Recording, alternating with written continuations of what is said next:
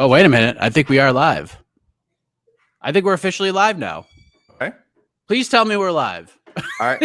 If we're in the comments. I see us going live now. Okay. We're live. People, how much of that did you hear? Listeners and viewers, how much that whatever we said about you, that was we were joking. We knew we were live. Anything I said about the listeners, the viewers, and MMA fans in general, Jed Mashu, Jose Youngs, Ariel Helwani. Obviously, I knew we were live, and I was just doing a joke. I was doing a little bit. So, whatever. We're ready to go. We're ready. And yeah, honestly, AK and I spoke for about 4 minutes. We actually hit live. Let's go. Let's do the damn thing. And nothing was happening. I went and looked at the MMA Fighting YouTube page, and literally nothing was there. So I might have said some expletives that maybe you heard and maybe you didn't. But I was not happy that this didn't start on time. And it turned out all I had to do was push a yes or no on, is this content suitable for children? That's it. That's all that stopped us. So we figured that out, and now we're good. So officially, ladies and gentlemen, welcome to a special live edition of On to the Next One. We are here on YouTube, soon on the MMA Fighting Podcasting Network, and maybe you'll get the expletive uncensored, unedited. I can't wait to hear it. I really picked the wrong time to start reciting my credit card information and password. I don't know why I did that. I was just it was like a vocal exercise because I thought we were off the air. But hey, if anyone got it, too bad for me. I've seen this sort of statement a lot. I just don't buy it. They will be fighting. Well, I'm sure Colby and Jorge didn't buy it at the time either. So thankfully you and I don't. Other than we have a whole history of podcasts and videos, but we don't have any Instagram. We've never. I think people, if anyone tuning in for the first time to On to the Next One, Mike and I have never met. He's my best friend. I love the man to death. We have never met in person somehow. So someday we will. Obviously there's a lot of reasons why. I'm in another country. Of course, COVID happened, and it's just not conducive to work for us to just zip around for no reason. But I await the day when we can finally meet. And no, we're not gonna become like Colby and Jorge. No, absolutely not. But we're here to do some matchmaking. So if you're new to the program, we're gonna do some matchmaking with the help of you guys, help from our usual listening audience, the community. They send in their picks, and we're gonna go through some of the notable names coming out of last night's card: Covington, Masvidal, RDA, etc. I am Mike Heck. The best friend is here, the true best friend. This isn't going to be used for a promo. Okay. This is AK Lee, my actual best friend, the Prince of Positivity and the co-matchmaker. So how are you this morning? Are you feeling fresh? Are you feeling fresh after a long night? I just had this horrible visual of the promo now with you and your audio being used. This is my best friend. This is not going to be used for a promo. And then they warp it. This isn't going to be used for a promo. And they put a filter over the video and put devil horns on me. And you've really given them something to work with here, Mike. Mike, by the way, out there, Michael Conifray and Otno memes page on Instagram. Don't turn this into a meme. All right. Mike and I are not going to be enemies. Don't do this. I'm doing great, Mike. I don't know if people heard, when we thought we were live, but we've been covering this event for so long now. It feels like really obviously all week, but we've been on every preview show. We've been on every post-fight show, Q&A. You did Between the Links, which is a lot of 272 talk. Literally, we just got off the air for the post-fight show 7 hours ago. About? Yeah, probably. Less. I think we were done at less. Less than 7 hours ago. And here we are. But anyone else by the way, anyone here who watched the post-fight show and is tuning back in for On to the Next One, my hat's off to you. Thank you for joining us, guys. We do it for you guys, and we love seeing that you're listening, watching, and commenting. Leave your comments and matchmaking suggestions, please. We are a little sleep deprived, but we are ready to get into this thing. It's time to matchmake. We have our thoughts. We'll have your thoughts in the chat here. So when we start getting into the stuff, I know some of you have already listed off in the comments every matchup that you want to see, but we're going to go through this sort of fight by fight through the main card. We'll do a wild card, and then you can throw up your suggestions. We'll throw them up on the screen, and we'll put them out there for the world to see. So here we go. That's right. Wade Bogshirt. No. What up? Oh, Massachusetts, sit down. No, I did want to say this morning, Mike, there's one New England born accent that I stand by, right? No days off. Bill Belichick. I support that because that's how we do it around here. I'll tell you, there's no days off. That's why the show is called On to the Next One. Bill Belichickian right there. Again, we're on to this. We're on to the absolutely. next thing. So credit to the great coach. Credit to the great coach.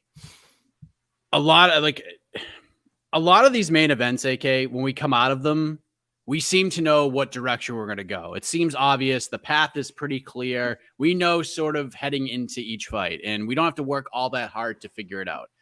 This one is a little different for obvious reasons because we had Colby Covington versus Jorge Masvidal. Big grudge match. This was all Covington. This fight was not competitive for 99% of it. Masvidal did land a good shot in the 4th round that stunned Covington a little bit. I mean, but this is one-way traffic. I actually scored at 50-43. I watched the fight again this morning. I completely stand by that scorecard. I thought Colby had a 10-8 round in the 3rd. I thought he had a 10-8 round in the 5th. Either way, 50-44 is a fine card as well. 49-46 is a little silly, if we're being honest, but Covington's back in the win column. He's clearly the second best welterweight in the world behind Kamaru Usman, who he has fought twice. Second time was 4 months ago. He's 0-2 against Usman right now, and Usman will likely be fighting Leon Edwards sometime this summer, although that has not been made official just yet, and things could change very quickly on April 9th if a certain undefeated fighter goes out there and mauls another contender. So on this Sunday morning, AK, what do you think is next for Colby? Mike, you're right. It doesn't feel like there's an obvious path for Covington, especially the way he kind of markets his fights and angles for fights. But he has like sort of gotten the one he at the end of the day, he kind of gets the ones we feel we need him to get. He got Usman twice. He got Woodley. That's a fight we always wanted to see. Maybe a little bit past his best before date. He got Masvidal. That's a fight a lot of people want to see for a long time. So I'm crossing my fingers and I'm hoping we get another matchup that I personally need to see. And I think it's in his best interest to do it if he wants to stick around at 170 and eventually fight his way back to Usman. One of the rare like trilogy bouts where a guy is down 2-0, where I still think people will be compelled to see it happen a third time. Both the first 2 fights were great. So we have, you kind of alluded to it, we have Gilbert Burns, we have Khamzat Chimaev finally announced on Saturday for UFC 273. It's going down April 9th. That's a great matchup. I would love to see him fight either of those guys. So I'm sort of waving my magic wand here, but also I think this is something that could happen. So this is both what I want to happen and what could likely happen. He gets the winner of that fight. Khamzat, for obvious reasons, the guy is just the biggest thing going outside of the, I was going to say outside the top 5, but he's definitely in some people's top 5s already in the welterweight division. And Gilbert Burns, I don't know if I'm the only one in the MMA Fighting Global Rankings panel that has him number 2. I think maybe there's one other person, but generally it's, 1-2 Usman Covington. I've had Burns at the number 2 spot for a long time. Joe Kanan, I guess, agrees with me. Joe Kanan writing that Gilbert would kill Colby. I don't know about that. That, again, I know it's a cliche at this point. That pace that Colby puts on is really enough to beat pretty much almost anyone except Usman. But I do think Burns is the more skilled fighter. I think he would have to go to, this would be he has to finish early for the win. Covington has to take it the distance for the win. That's how it would look for sure. But I think Burns number 2, I'd love to see him get to prove it. And he has to fight Covington to really stamp that down. And obviously Khamzat, like I said before, we know we all want to see him fight anybody, especially the number 2 welterweight in the world. Yeah, I saw a lot of this. I agree in one way. Like if Chimaev beats Burns, he's fighting for the title. Whether he knocks Burns out in 3 seconds or he wins a controversial split decision, it doesn't matter. Khamzat Chimaev is fighting for the title if he beats Gilbert Burns. So if Burns wins, this is the fight to make because Burns isn't fighting Kamaru anytime soon. It's just not going to happen. So yeah, I mean, if Burns beats Chimaev, it's Burns Covington. I think that makes sense. If Chimaev wins, you know what? I actually think the Poirier fight can happen because there's just not a lot of options here. There just really isn't because we got Vicente Luque versus Bilal Muhammad coming up, and if this is Bellator, this would absolutely be the fight. Like the winner of that fight would probably fight Colby next. But this is the UFC, and I just don't think the casual fan will care all that much about Covington fighting either of these guys. No offense. It's just the way that it is. Maybe Luque because of that just vicious knockout power, but I just don't think there's a ton of energy behind like a Colby Covington versus Bilal Muhammad fight because Bilal's been out there just cutting promos on Colby left and right. And while the Bilal fans, and I am a fan of Bilal myself, or would be interested in seeing that. It's just not a drawing fight. It's just not something that people are going to be all that interested in. So I think the Poirier fight is interesting. And I also think Colby's in play as a backup. Like if they book Usman Edwards in July, I think Colby could be the backup. If something happens and Leon's been kind of snake bitten in this whole thing, Colby could slide right in there and fight for the third time. So I will go with Poirier as my official pick. I'm not confident, but money talks, and a big bag of it at the tail end of one's career can kind of change some priorities and the way you think, and can kind of take over things you have said in the past. So yes, I'll go Poirier. Not all that confident in it, but there's just not a ton of really good options here. And for Masvidal, AK, this is super easy. If Usman beats Leon, it's a no-brainer. It's Masvidal, Leon Edwards. We have to put this thing to rest officially. That's my official pick. But if Edwards somehow pulls off the upset and wins the title, my backup school, if you will, is Wonder Boy University, the rematch between those two guys. What say you for Mr. Gamebred? It is such malpractice that we have not seen Jorge and Leon Edwards fight yet. Again, I know there's probably reasons why, Leon's missed time for various reasons. Masvidal sort of started trending in this other direction. He just got so white hot, but man, it really feels like that should have been done. Like, what a strange grudge match not to capitalize on that amazing backstage confrontation. Yeah, for him, I'd kind of throw out Robbie Lawler. I don't know how active Robbie plans to be or how picky he plans to be with his fights. Where just generally where Robbie Lawler is at the stage of his career. I just think it'd be a great fight, fun fight. No strings attached outside of the octagon. You know what I mean? There's no big storyline. Maybe they could dig something up, but I kind of need a refresher after all the excellent videos we got on Covington and Masvidal's past. Big props to the UFC marketing team, production team. They did an excellent job with that. So very happy with what we saw, but I need a detox. That may be the theme of some of my other picks, just to give a little tease there. So, but yeah, I would love to see a fight between Lawler and Masvidal. Maybe not next, but before both guys' careers are over. I really would like to see that happen. I want to address a couple of comments. One, a guy sending in questions. I would say just kind of wait until we're done our matchmaking segment. Feel free to spam questions later. Spam questions, suggestions later. We will get to them. And NBK Outlaw saying UFC is MMA based, not striking only. Jorge's stand-up is also being exposed lately. Guys, listen, this is part of my campaign here. We got to stop mixing the martial arts. We're mixing the martial. I mean, a little mixing the martial arts is fine. But it's just almost too much mixing martial arts. Hashtag keep the martial arts apart, guys. All right, I'll put that up in the chat. I'm just saying this mixed martial arts thing. I don't know if it has much of a future. I think the UFC's first option would be to book Poirier versus Nate. I think a lot of people want to see that fight. I think that's cool. That's probably like my first choice. But again, you're dealing with Nate Diaz, and if Nate doesn't get exactly what he wants, he's just not going to fight, and he's fine with that. So I'm going to bank on history here, and that'll be the backup plan. Colby gets in there, and they just make it, and they just give Poirier a big bag of money. So yeah, I'm going to say sorry. I actually don't mind your Poirier pick. Like you say, I know you're not like 100% on it, but the call out makes sense. Again, it goes the opposite of what I'm saying. A no drama fight for Masvidal. Poirier and Covington would be the opposite of that. Again, just even more drama, maybe even worse somehow than the Masvidal Covington stuff. And what people are saying is Poirier does not want to help someone like Colby make any money. But if the right offer comes along, and it's more about how much money can you make. So if they find a way and make it worth Poirier's time, at that point, you just, you can't care about how much money the other guy is going to make. You got to just do it. So wouldn't surprise me to see that fight. I don't think it's a smart option for Poirier, frankly. But again, if the money's right, you just go for it. Let us move ahead to Rafael dos Anjos. Dominant win over a game and a G, if you will, a gritty Renato Moicano, the Brazilian zombie. What a performance. And coming back after a bit of a layoff, crazy fight week. Seriously, like just a weird week for RDA. He's supposed to fight Rafael Fiziev. Really, everyone. I mean, this was a unanimous. Everybody's looking forward to this fight. And then Fiziev gets COVID. He's out. Islam maybe comes in. RDA calls the bluff on social media. Then he's got Dana White coming out saying that Islam turned him down and turned the fight down. So RDA comes out looking like a couple milli here.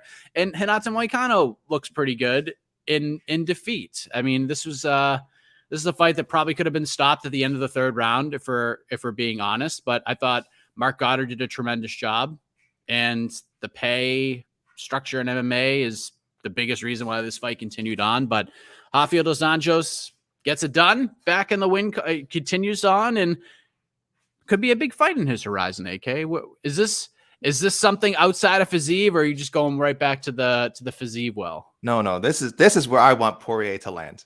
Can we not somehow just have a classy, gentlemanly fight between two of the most skilled, revered, dare I say, beloved fighters in all of MMA? Again, like, as far as rankings go, as far as getting, is this gonna, angling for a title shot? I'm sure it still matters to both guys, but Dustin Poirier has had his cracks to the undisputed title. RDA has held the undisputed title.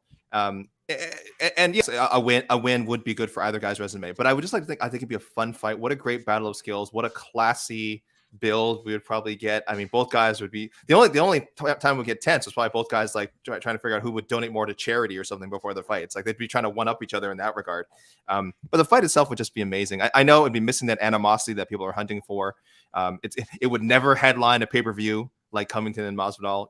I get it. But as a fan who just wants to see this kind of this cool, pure fight and see both guys get like a fight that I still think is meaningful, in some way. Let's just throw that out there. I'm throwing that out there into the universe.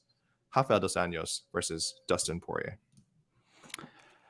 It's Fiziev for me. Just rebook it. I know it's a lame answer, and I want to give a whole speech and take us on a journey and give you just a reaction of shock, but it's just not going to happen. Let's just do what we were supposed to do. Let's just keep things simple.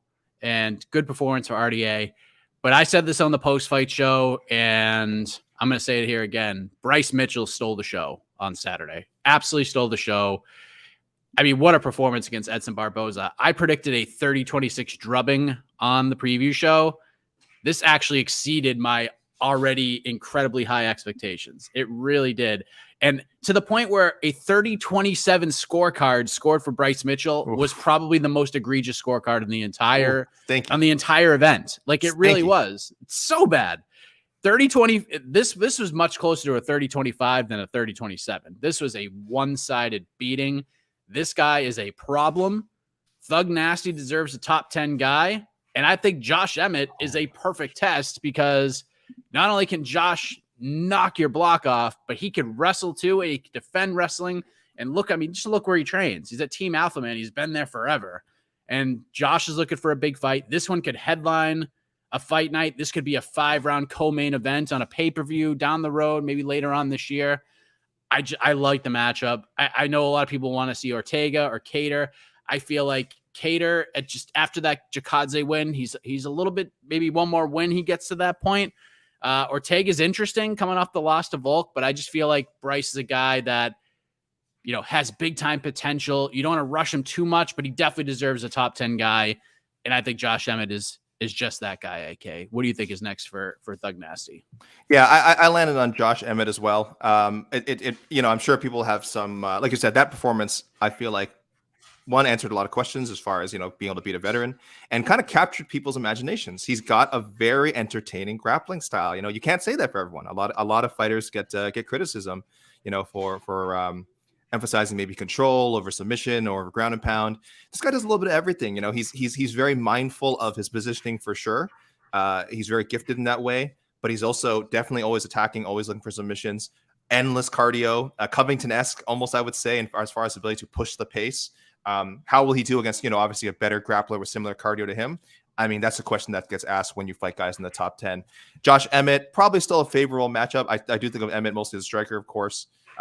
But certainly a top 10 guy, higher ranked than Barboza. And I still think higher ranked than Bryce Mitchell. I'm not sure how high people want to jump him in there. He's still actually just outside my top 10 in the UFC, which says more about the strength of the featherweight division. If anyone wants to dispute that, I'll tell you, I have him behind Arnold Allen, who's 8-0 in the UFC. Dan Ige, who's kind of holding on for a spot. I could see people bumping him down.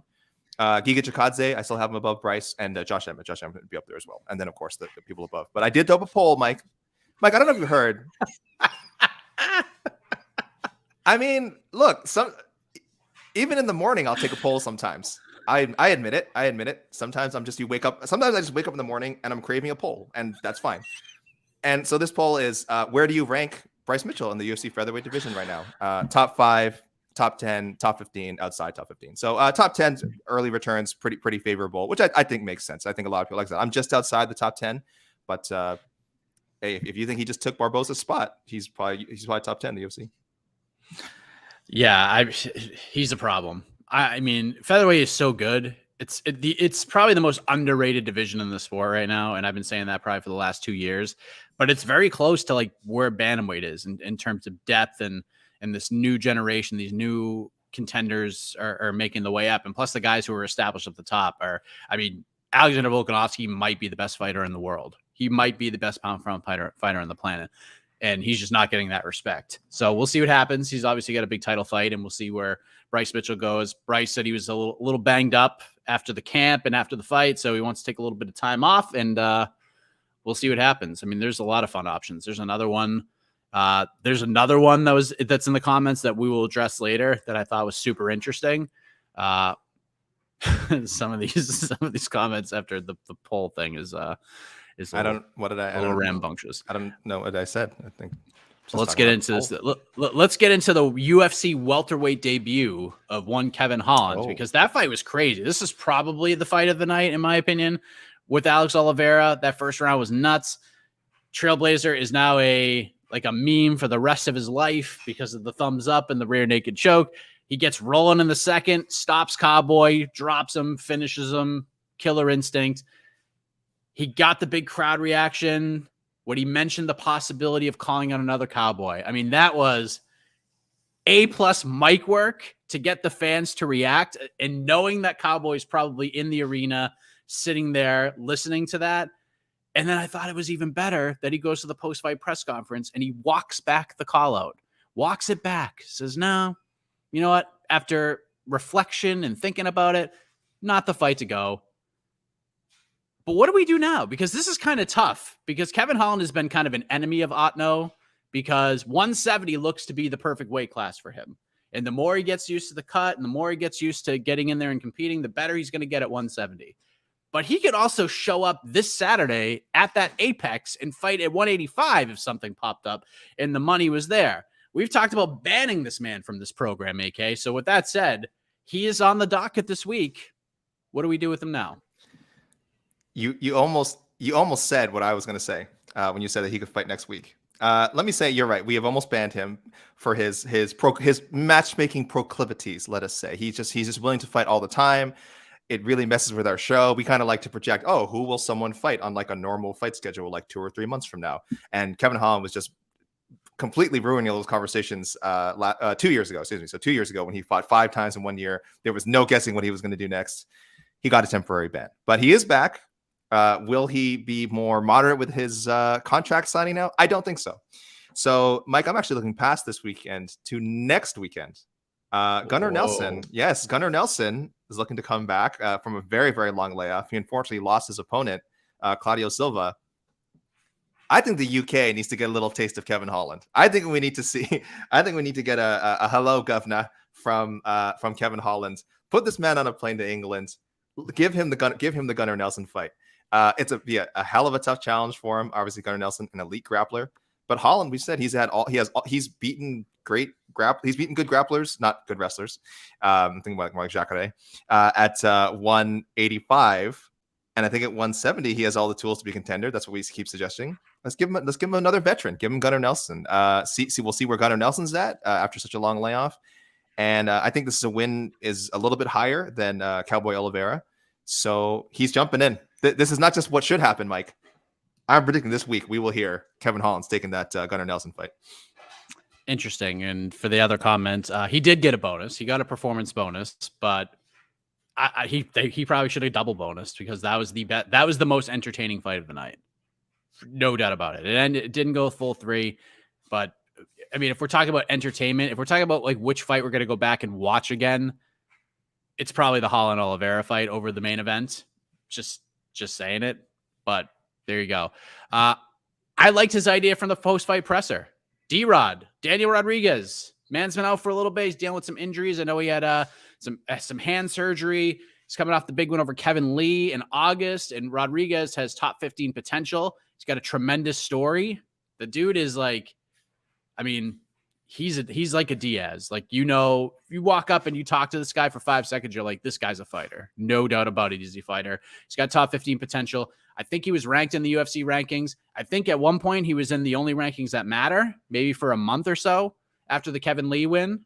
But then just the inactivity kind of knocked him out of the top 15 in the MMA Fighting Global rankings. But I like the matchup. And let us not forget, Kevin Holland was going to drop to 170 and fight Daniel Rodriguez in May of 2020. Like when the pandemic started, he got a big win over Fluffy Hernandez, and he was going to drop to 170 like a week later or 2 weeks later and fight D-Rod at 170. Then he got hurt and it didn't happen. So we can go back to that. Well, there's a little bit of a story there, and we could do it. I like the fight. My only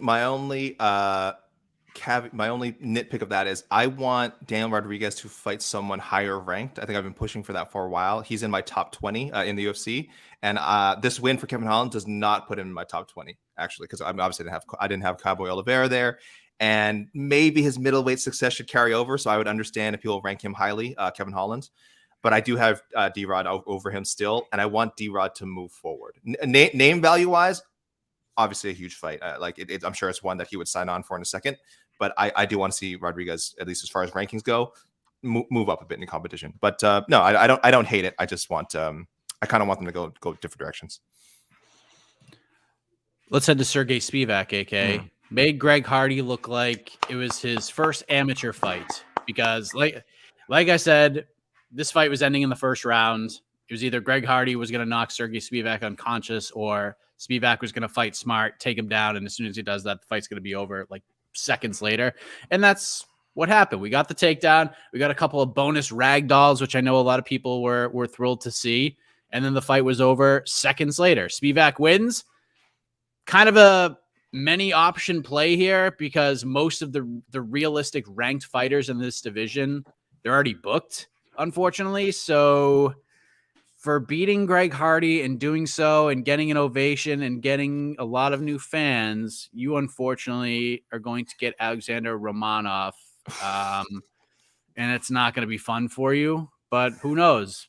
If you beat Greg Hardy, then you beat Alexander Romanov, you're a legit contender in this division, in my opinion. So I think Romanov kind of feels like the choice. It's just timing kind of sucks for him right now. So what a prize, AK. You beat Greg Hardy, and now you got to get in there with Romanov. Do you agree with that, or do you have something else in mind? I mean, that was one of the options, given kind of how you laid it out, that just a lot of people ahead of him were booked. I would have loved...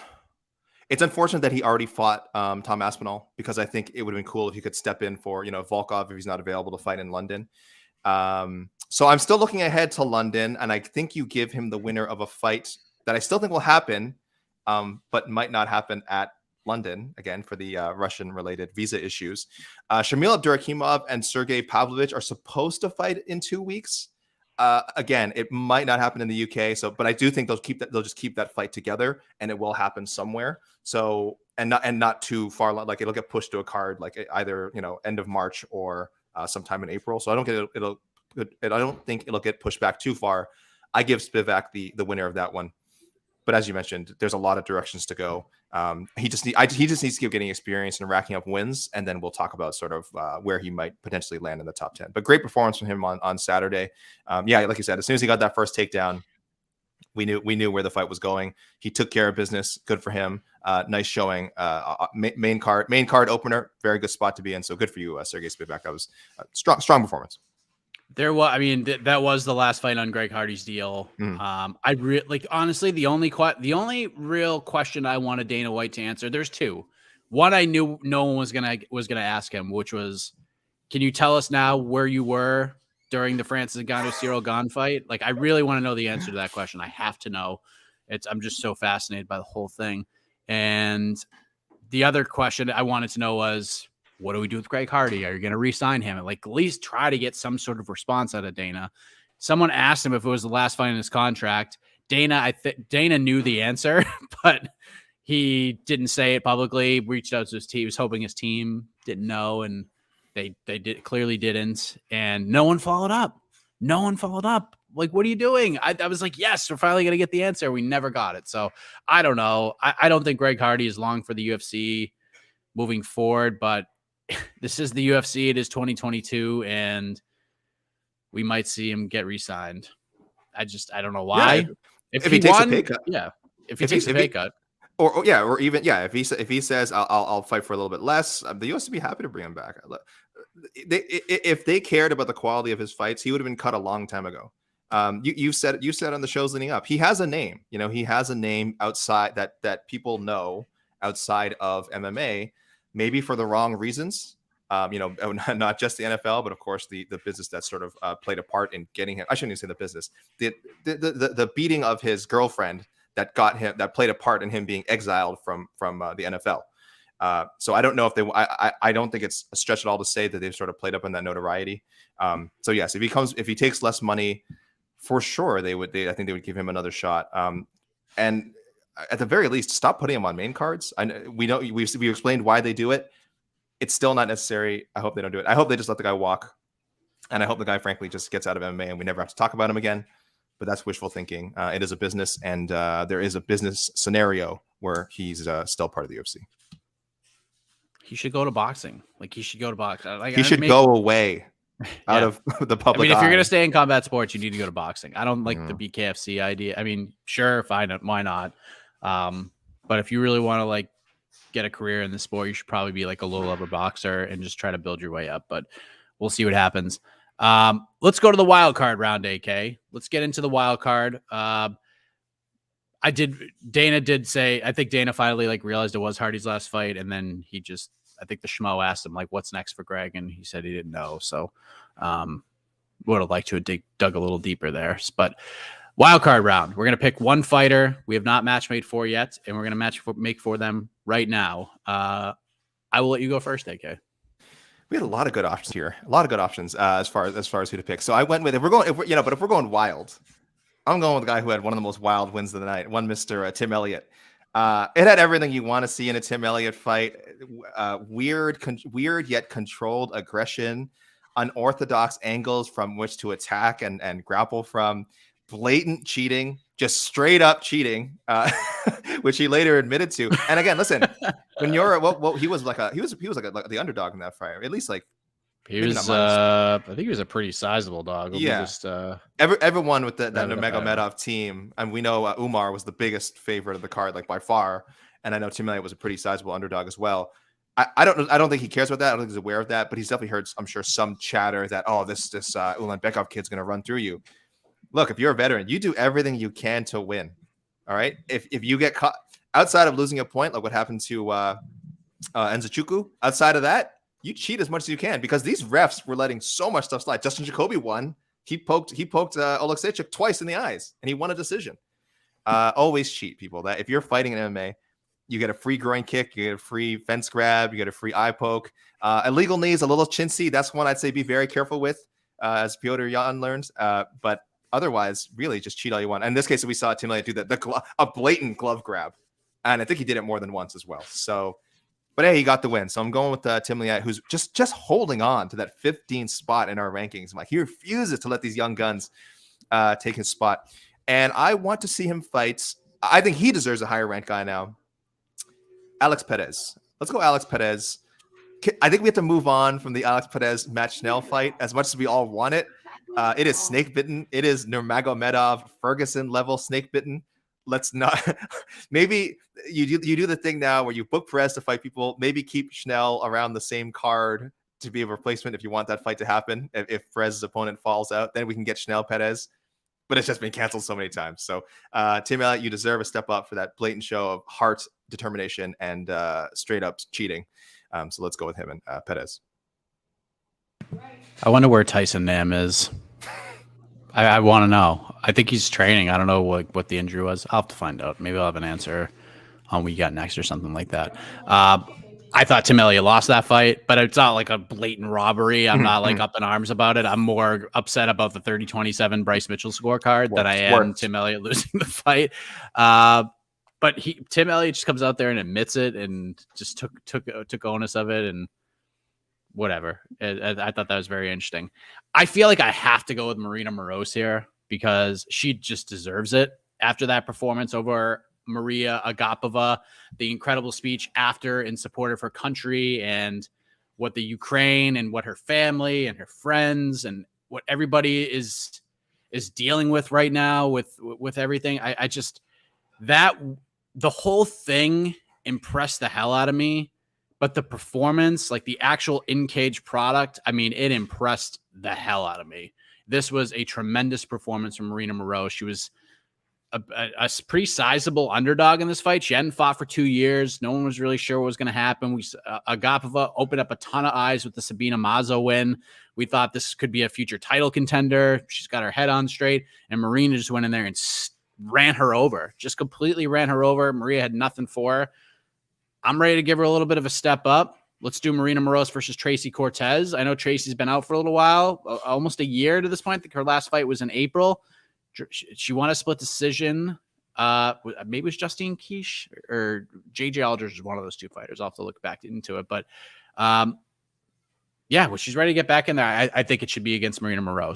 I think Marina deserves a nice step up. I think Tracy Cortez, at least at 125, is probably like inside the top 20. So yeah, I'm intrigued to see it. Seems like the right fight to me.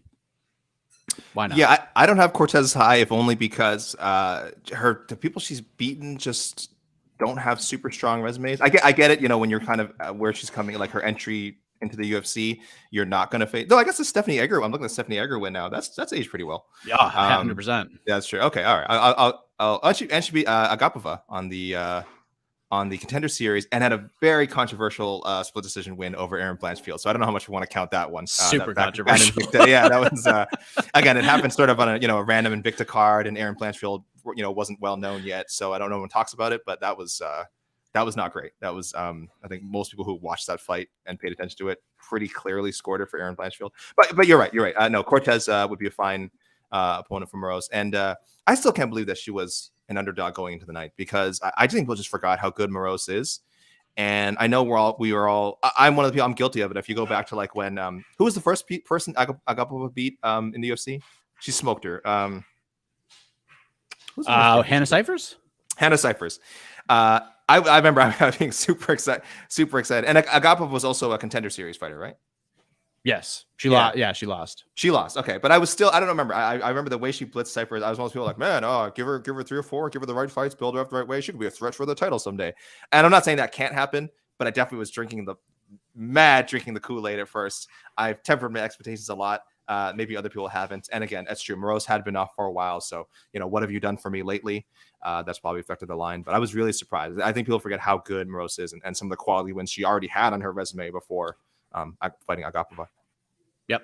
Great performance. Good on her. And a lot of people comments about the cheating. Jed and I, our entire Twitter spaces on the prelim pregame is about cheating. Like there's some sort of cheating or like potential points being taken away in like every single fight. Every single fight. Yeah, I'm sure I heard Tim Elliott he was guilt stricken after Mike. Actually, he was so guilt stricken. He was really upset about it. Like, oh, what did I do? I can't believe I cheated. And he had to wipe his tears with his win bonus check, the extra check. He had 2 checks. He had the show money and he had the win money. And I heard he used both to wipe his tears. So very sad. Too bad he had to cheat to win. I'm sure he really regrets it.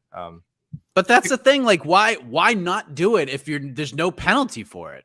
Like if Mark Smith's your referee, you get 2 eye pokes, you get 2 nut shots, and maybe like one more thing in between before you get a stern warning, and then you take a point away. Like this is like, as long as this continues to happen and we're not just taking points away and being more strict with it, I mean, this stuff's going to keep happening. And why wouldn't you do that? Why wouldn't you do it when the pay structure is like this? You have a chance to get double your money. Why won't you grab a glove or grab the fence or maybe poke an eye? If you're not going to get a point taken away, what the hell? I mean, why the hell not? Yeah. Do you think when he's putting an extra steak on the table for his daughter that he's going to be like, oh, yeah, oh, sorry, honey, I just want you to know I had to cheat to make this? No, who cares?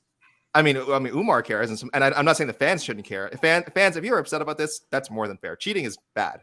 But cheating in MMA to make money, to win fights and make money, that's a fact of life. Until, Mike, as you mentioned, the pay structure, until the pay is raised for both guys, and there's not so much a consequence for losing, where you literally lose potentially half of what you could make, guys just should do everything they can to win outside of bringing a shiv to the cage. Yeah, that's just how it is. Mark Smith should have taken 2 points away from Kennedy Nzechukwu last night. Like the first eye poke was so bad, like especially when the entire first round, all Mark Smith is saying is, don't poke him in the eye. Don't poke him in the eye. Keep your fingers up. Keep your fingers up. The entire time. You couldn't even hear the commentators. You're hearing Mark Smith warning him to not poke him in the eye. And he pokes him in the eye. And what does he do? Doesn't take a point away. Like, what are you doing? You spent the whole round warning him about it, and you don't take a point away. At least he took it away in the third, because that was like a really bad one. And Niku basically fought with one eye and admitted as much in the post fight. And I think kind of like the MMA gods came together and put forth some lightning to the judges to make things even, because that probably should have been a draw. It was more of a robbery than the Tim Elliott fight. But if we're being honest, but Nshuku should have lost 2 points. That fight should have been a draw, and it is what it is. So do we have any check the tapes? Do we have any mic checks? Do we have any bonus material here? I'll get to the check the tapes later. I actually did not have time to collate as I normally would, but I had people who sent in picks also, before they send their picks. They're like, oh, I also want credit for this. So I will try to mention people. I imagine there's probably a lot of shared points for fights that were made, but hey, this is a live show. We are on video, so maybe maybe some people will be getting some extra love for picks. Just so remind me, guys, if you're a regular Otno listener, feel free to message me if a fight gets announced. A lot of guys regularly do. It annoys me. But you deserve, but they deserve their points, and I encourage it. I encourage you guys. Remind me if you had a cool pick and it really any pick and it came up, and we'll shout you out on the show. Okay. Do you want to give the standard disclosure? Yes. Yes. Oh, sorry. 1 second. Yes, people. Especially for people again tuning in for the first time. Guys, we like to emphasize talking with the winners, unless it's a title fight or a big fight like this one we had on Saturday. And then, of course, we welcome suggestions for the main event loser. Categories rule, like I was kind of saying before, if you want a special shout out, it's specifically, if you were like the only person somehow to pick a matchup that happened. This is very hard to do, but it's if you get it, man, that's not no point. It'll put your kids through college. And then you may have just made a mistake. People, please pay attention to the weight class guys are currently fighting in. Have these two people fought already recently? And there's no point in them rematching. Is someone have a notable injury you should be aware of? Have they been released from the UFC? Are they already booked? Guys, this is easy to check if they're already booked. And most importantly, the golden rule. If your pick is doo-doo, probably just going to skip over it. And we don't want that. Nobody wants that. Nobody wants that. We'll get into it. Umar, I know we see the Umar questions. The listeners, I'm sure, have lots of suggestions for Umar, so we'll get into it, and you guys can react. Go ahead. By the way, 60% say Bryce Mitchell comfortably in the top 10. 28%, top 5. Wow. Okay. Top 5. I don't know how much thought they put into that. They could be doing sort of the Jed Meshew style where they're projecting like, oh, well, if I think he can beat this guy, his resume is not there yet, but I think he can beat so-and-so in the top 5. And maybe that's why you put him there. But that's pretty, I'll end the poll now. But 28% say he is, Bryce Mitchell is a top 5 featherweight in the UFC right now. All right, let's get into this. Let's get into the peeps. Jacob Binney. Hey, Mike, first time submitting an Otno pick. Kevin Holland versus Jack Della Maddalena is the fight I need to see. I'm too many beers in to remember if Della has a fight book, but I feel his skill set outmatches Holland, and he would steal his hype and catapult in the top 15 with the win over Holland. I don't think the UFC would be really looking to do that with Holland at 170, but who knows? Also, after watching Turner piece apart my fellow Aussie in the way he did, I would love to see him push into the top 15. A fight with Hack Paras would truly see how he fares with the elite of the division. I think Turner's way beyond Hack Paras at this point. Cheers, Jake Binney. P.S. It's pronounced Melbourne, a.k.a. Melbourne. Also, Aussie is pronounced Aussie. And said, I listen to Otno every Monday on the way to work. Cheers, guys. And to add to that, Bryce Mitchell versus Giga. I think Giga was exposed when he met Cater. And I think Bryce is a serious problem in this division. It's hard to throw him in a fight with someone in the top 5 of the division. But with the win against Giga, the top 5 cannot deny him. A lot to unpack. Exposed. Giga's no, that was a great fight with you. Come on, give credit to Cater. Let's not say that Giga was exposed. Stop it. What was the other thing you said before about? Oh, I had a point to make. Melbourne, yes. We have another viewer on a previous episode say don't say Melbourne. Like you guys, if you're not from Australia, you can say Melbourne. I don't know. Now I don't know what to believe. We had another Australian viewer who was like, if you're not from there, just stick with Melbourne. You don't need to kind of say it with the Australian accent. And now this person's saying we should say Melbourne, and I like saying Melbourne. So should I just go with what I like? I don't know. Maybe I'll throw a poll about it. But I got another poll. I'm gonna throw it up another poll. Ask people. Go ahead, Mike. I'm just gonna tell people where they rank Umar after last night. Okay. Yeah, this is like pronouncing Israel Adesany's name all over again. I always switch between the two pronunciations. It's so bad. Hi guys, Francesco, our fan from Italy. RDA versus Michael Chandler. I mean, that makes sense. I know they're talking about Chandler Ferguson, but it's not official yet. So RDA versus Chandler makes sense. Spivak gets the Arlovsky test. Holland versus Alex Morano. I don't know if they train. Well, I don't think they train together, but no, they don't. They both kind of train in Houston, but I think at different gyms. And I know Holland's kind of more in the Fort Worth area, but he's been doing some different traveling. So yeah, we could see that fight. Turner versus Grant Dawson. I actually like that idea a lot. Nurmagomedov versus De Andrade. Douglas Silva De Andrade. That's a fun fight. Jacoby versus Ryan Spann. Elliott versus the winner of Manel Kape versus Sumaderji. Marina Moroz versus Erin Blanchfield, AK. Yeah, I don't mind it. Like I said, I think it'd be too early for Blanchfield. Again, I think Blanchfield is great. I don't think she's ready for a Marina Moroz yet. I know some people are super, super high in her. She's what, 20 now? She even 20? I think so. Yeah, and she's looked dominant against the opponents she's faced, but the opponents she's faced are pretty low ranking, to put it kindly. And I still need to see that. I want to see the extra gear where she's finishing. These fighters that are in the same tier as her. Dominant 22. Dominant decisions, great. That shows a lot too. I want to see her. Let her finish a couple of opponents in the sort of the bottom tier of her division. Then you put her in there with the Moroz. I do think Moroz is just too much for her. Even physically, I feel like I know Blanchfield's a really good athlete, but she's still growing into her body. Let her get closer to her athletic prime first before we're putting in there with tough fighters like Moroz, who is in her athletic prime. So I don't love matchups like that. And I'm as high on Blanchfield as anybody. Like I said, I think like some people have been following her well before the UFC. I don't want to see her thrown into those fights just yet. So I don't love it. I mean, even after the Miranda Maverick win, I thought that was a great win. That's fine, but Miranda Maverick's also inexperienced and young, right? As I'm saying, she is dominating her tier. I think Moroz is a clear tier above. Again, both in terms of physical readiness, fight experience. There's just skill wise, if just grappling, sure. Hey, Blanchfield maybe is better than her. If we're talking combat jiu-jitsu, maybe you favor Blanchfield. But overall, the mixing of the martial arts, I don't think she's quite at that level yet. Brandon Nunez, Spivak versus Romanov, Holland versus Li Jingliang, Mitchell versus hopefully a returning Zabit. How about that, AK? We got to find this guy. I saw a couple comments on that. Yeah, and he said, I will risk the Otno point for this, in parentheses, for Zabit. Red Panty Night, RDA versus McGregor, Masvidal versus Michael Chiesa 2, and Colby versus the winner of Vicente Luque versus Bilal Muhammad. Okay. John Ray, great night for ground and pound on this card. Mm-hmm. I would love to say Masvidal versus McGregor, but we all know Dana, what Dana is going to do with Conor. I think he's suggesting a title fight. Jacoby versus Jimmy Crute. Crute's gonna be out for a little while, so maybe down the road. I don't think that happens next. Elliott versus Albazi.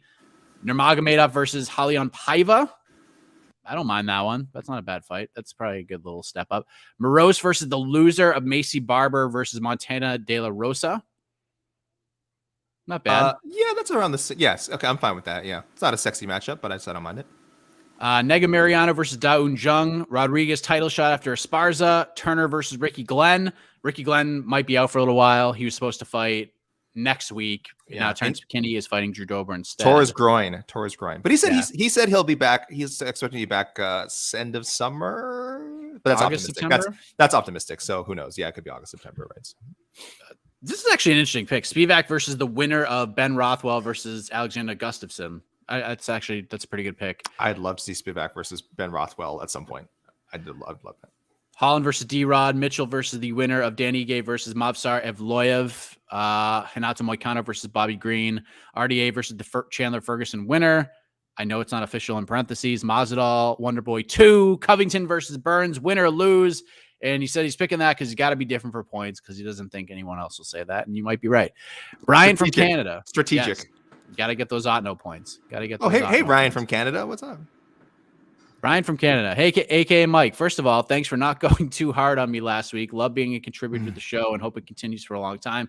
Second, my Islam statement is kind of a troll, kind of not. I haven't been into MMA for super long. I'm still young, although I always watched GSP as a kid, but Habib got me really into the sport, and I want to see him come back. And if Islam has the belt, there's no chance. Sad face, sad face. I do agree there's no denying he is next for the title. Wildcard pick. In honor of the men and women fighting for Ukraine right now, Marina Moroz versus the winner of Molly McCann versus Luana Carolina. Kevin Holland versus Chaos Williams, win or lose against Randy Brown, which we found out that fight was happening on that Phoenix card, UFC 274. That is a terrific piece of business right there. Really looking forward to that fight. My eyes lit up when I saw that.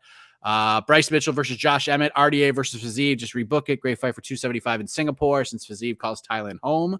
I mean, it makes sense, but I mean, that'd be kind of cruel to do to RDA. Dude, like, did you a big favor. Now you're going to send him to Singapore on like less than 2 months notice to go, or right around 2 months notice to fight Fiziev in basically his home area. Yeah. Not a big advocate of that. Covington versus the winner, Luke Muhammad. I don't need another cringe matchup. Colby versus Diamond, to be fair. And Leon is next for the title. And if Hamzat wins, he'll be after that. So Luke or Bilal going to have some time to wait. So let's make this matchup, keep the division moving. P.S. Sorry for the long message. Marcus. Oh, before you get to is Marcus the master of the spreadsheet? Yeah, I guess. You threw up a comment, and a few people are mentioning this: Mitchell versus Ryan Hall. Why do people want to end Bryce Mitchell's career? I don't understand. Why do you want to see Bryce Mitchell get like his arm ripped off, or his Achilles tendon shredded, or his neck broken by the GOAT Ryan Hall? No, guys, come on. Bryce Mitchell has a promising career ahead of him. Let's not throw him in there with the Ryan Hall just yet. Come on now. Marcus has some interesting picks. He's got Masvidal versus RDA, but then he has RDA again against Islam Makhachev. He's trying to cheat. Block this guy. Marcus, you keep spreadsheet. This guy, again, for new listeners, this is our man Marcus, who sends in these lovely organized spreadsheets of his matchups. If you're gonna have a spreadsheet, you can't be doubling up like that. Holland versus Wonder Boy. Nah, I mean, that'd be interesting. I don't know if they'll do that now. Jalen Turner versus Joel Alvarez. Can I make a suggestion? I like the fight. Can we just do it at 170? Like, we know they're 55. Why? Just do it at 170. Just do it at 170. Who cares about 155, right? Why? Exactly. Rodriguez title shot. Niku versus Oleksiejczuk. Sure. Rodriguez title shot. Hold on. Rodriguez title shot. Guys, come on. Winner. After. Anytime people say that, I'm sorry. I got triggered. Yeah, I think the funny thing is when people say that, they do it in their mind. Like, we all think Namajunas Esparza has like already been booked. And like, the scary thing is like, it hasn't. It's not official. Block it. Hold on. Let me mute this. No, get out of here. Bertrand 850. Get out of here. So Bryce Mitchell wouldn't be. We're getting suggestions in here. Okay. There's lots of Umar picks. Trust me. Look at this recency bias. Here's one right here. Umar Nurmagomedov versus Hani Yahya. Yeah. That's a really good veteran. That's a good one. I mean, I think Umar again would be a massive favorite, but yeah. Elliot Perez, Ludovic Klein. He got two options again: a featherweight option, Kulabau; lightweight option, Mike Davis. Dustin Jacoby versus Ryan Spann, and he has to check the tapes. Gerald Mearshart versus Christoph Yako. If you pick that one, I'm not even going to go back and look. I'm just going to assume that you picked it. So I'm going to say that's a group point. Again, like I said, normally I go back and look, but I didn't have time to look back at the past auto picks. I'm pretty sure that's a group point. But yeah, shout outs to Marcus if it's not. He's the one who gets mentioned. But I think all our auto listeners get a fraction of that pick. Jared Biagin, Jorge Masvidal versus Daniel Rodriguez. Again, yeah. See, I actually like that more because, like I said, I want D-Rod to move up in the rankings. Now, I don't know where people are going to put Masvidal in their rankings after that drubbing on Saturday. I'm not sure how high they had him before that, frankly. I may have had him higher in my rankings than most. Some people may have already bumped Masvidal out of the top 15. I don't know. I know some people view some of those wins like over Askren and Till that they haven't aged well. I don't necessarily agree. So I would. I still think that's a bump up for Rodriguez. Certainly in terms of star power, it is. I love that suggestion, Gerard, of D-Rod versus Jorge Masvidal. I don't think Masvidal would take it. Not just say wouldn't take it. Isn't gonna. He won't say no. I'm sorry, but is not going to campaign for it. He's not going out of his way to fight Daniel Rodriguez. Unfortunately. Holland versus Nico Price. Sure. Spivak versus the Abdurrahimov Pavlovich winner. Turner versus Ismagulov. Nega Mariano versus the Roundtree Roberson winner. Umar versus Hayoni Barcelos. How about that? That's a fun fight. There's some really good veteran names for Umar. I hope they book him the right way because you do have a potential I like the star Barcelos here. idea. Yeah, like Kelleher, he kind of just fell into that fight because they just kind of threw it together. But that, like, I loved that as a test. I said that before. Like, I love that as a test. I thought Kelleher would do a lot better. So seeing him run through Kelleher did a lot for me. Like, as far as how good Nurmagomedov is, because I thought he was a really big step up from guys that Umar had beaten in the past. And I think Sergey Morozov is really good, but as far as experience goes, UFC experience, Kelleher has so much of it. Umar made him look like he was a UFC debutant. That was amazing. For sure. And then he likes Klein staying at 55 to fight Steve Garcia. Drew Hilty. Beef was in fact very real. Colby versus Dustin. They both get a bag and can headlight a pay-per-view with that fight. Sure. Masvidal, no clue what to do with him. I guess Leon if he loses to Usman. RDA versus Islam. Islam should get the next title shot, but since it seems like he's not going to, they could duke it out for number one contender. What? No love for Beneil Dariush? Come on, man. Come on. Hey, what have you done for me lately besides get injured? Sorry, Beneil, you're out of the equation. You're out of the equation. Sucks. I know it sucks. He's an incredible win streak at lightweight. Some of the very high quality opposition too, and he's had everything Beneil has had everything you want in a title contender: exciting performances, finishes, high ranking opponents, long win streak. He's just had really bad luck. He's had really bad luck of again, health wise and getting the right opponent and getting that one right opponent to get that title shot. Obviously, Islam was the one. He beats Islam. He's locked for the title shot. Now he gets an injury and we don't even know when he's going to fight again. So, best of wishes to Beneil. Hopefully he can come back and get a good opponent and doesn't become the sort of tale where he was, we're talking about this 2 years from now. Remember how close Beneil was to a title shot and then all this stuff went wrong. He never got it. So it happens to a lot of fighters. Hopefully not him. Yeah. This right here is the key to success this morning. Oh, listen, biggest freaking coffee you could find. I'm only drinking water, boys. I almost poured water all over my. No cheating for AK. He almost broke the computer, but good. I know, right? I almost. No, listen. I'll have something. I'll have an explanation for how we're awake when it gets to my part. But Mike, please go on. I don't want to interrupt. Okay. Yeah. Moicano, absolute dog, deserves a nice break and a backroom bonus. Matched him up with CDF last time. Still think that's a good fight. Timelines match. Sure. I like that fight too. Thug Nasty versus the Boston finisher. Calvin Kattar. Spivak gets the Arlovsky test. Wildcard. Umar is top 15 ready, finishing Kelleher in the first. So he likes Umar versus Pedro Munoz, AK. Just shooting him right in there with an established name. And I kind of like that. The poll I threw up has 33% think he is already in the top 10. Right, but just ahead, top 15, 40%. So people have him in the more people have him, I think, in the 11 to 15 range. Top 20, 21%, and 7% outside the top 20. So I don't know. I think he has to be in the top 20 now. Though I'll be honest, I'm pretty tight with my rankings. So I don't remember where I put him. I don't have him top 10. Again, keep in mind, bantamweight is insanely deep, and I go more on who have you beaten than who could you beat. If we're going on who could he beat, I mean, he might be top 15. There might be, I don't know if there's that many guys ahead of him who right now we think can beat him. So Blake Lewitt, longtime listener, first time submitting picks. Colby versus Hamzat after he smashes Burns with Darren Till in his corner. Oh, look at that. Oh, people are asking what the cup says. Yeah, no, I know. That is the lovely Scotty Barnes and what he once shouted after hitting a 3-pointer. RDA versus McGregor. Umar versus Kyler Phillips. That would be a crazy fight. But you're killing off an up and comer, and sometimes we have to do that. But I think once you get to this level, it's kind of tough when you have some veteran names in there. That bantamweight's so deep. Bantamweight's so deep. You gotta have to mash some of these guys together at some point. So don't hate it. Elliott versus #the Raw Dog, and I know we saw the fight a couple of years ago, but what a crazy fight it was. But on top of that, Royval is booked for that Phoenix card in May against Matt Schnell. So that will not happen, but who knows? Anything happens with Schnell. It's Matt Schnell. I mean, slide Tim Elliott in there, and maybe he can halt the year of the Raw Dog. There's no guarantee when we're talking about a Matt Schnell matchup, if we're being honest. So yeah, I could see Tim Elliott definitely wanting to get that rematch and getting in there.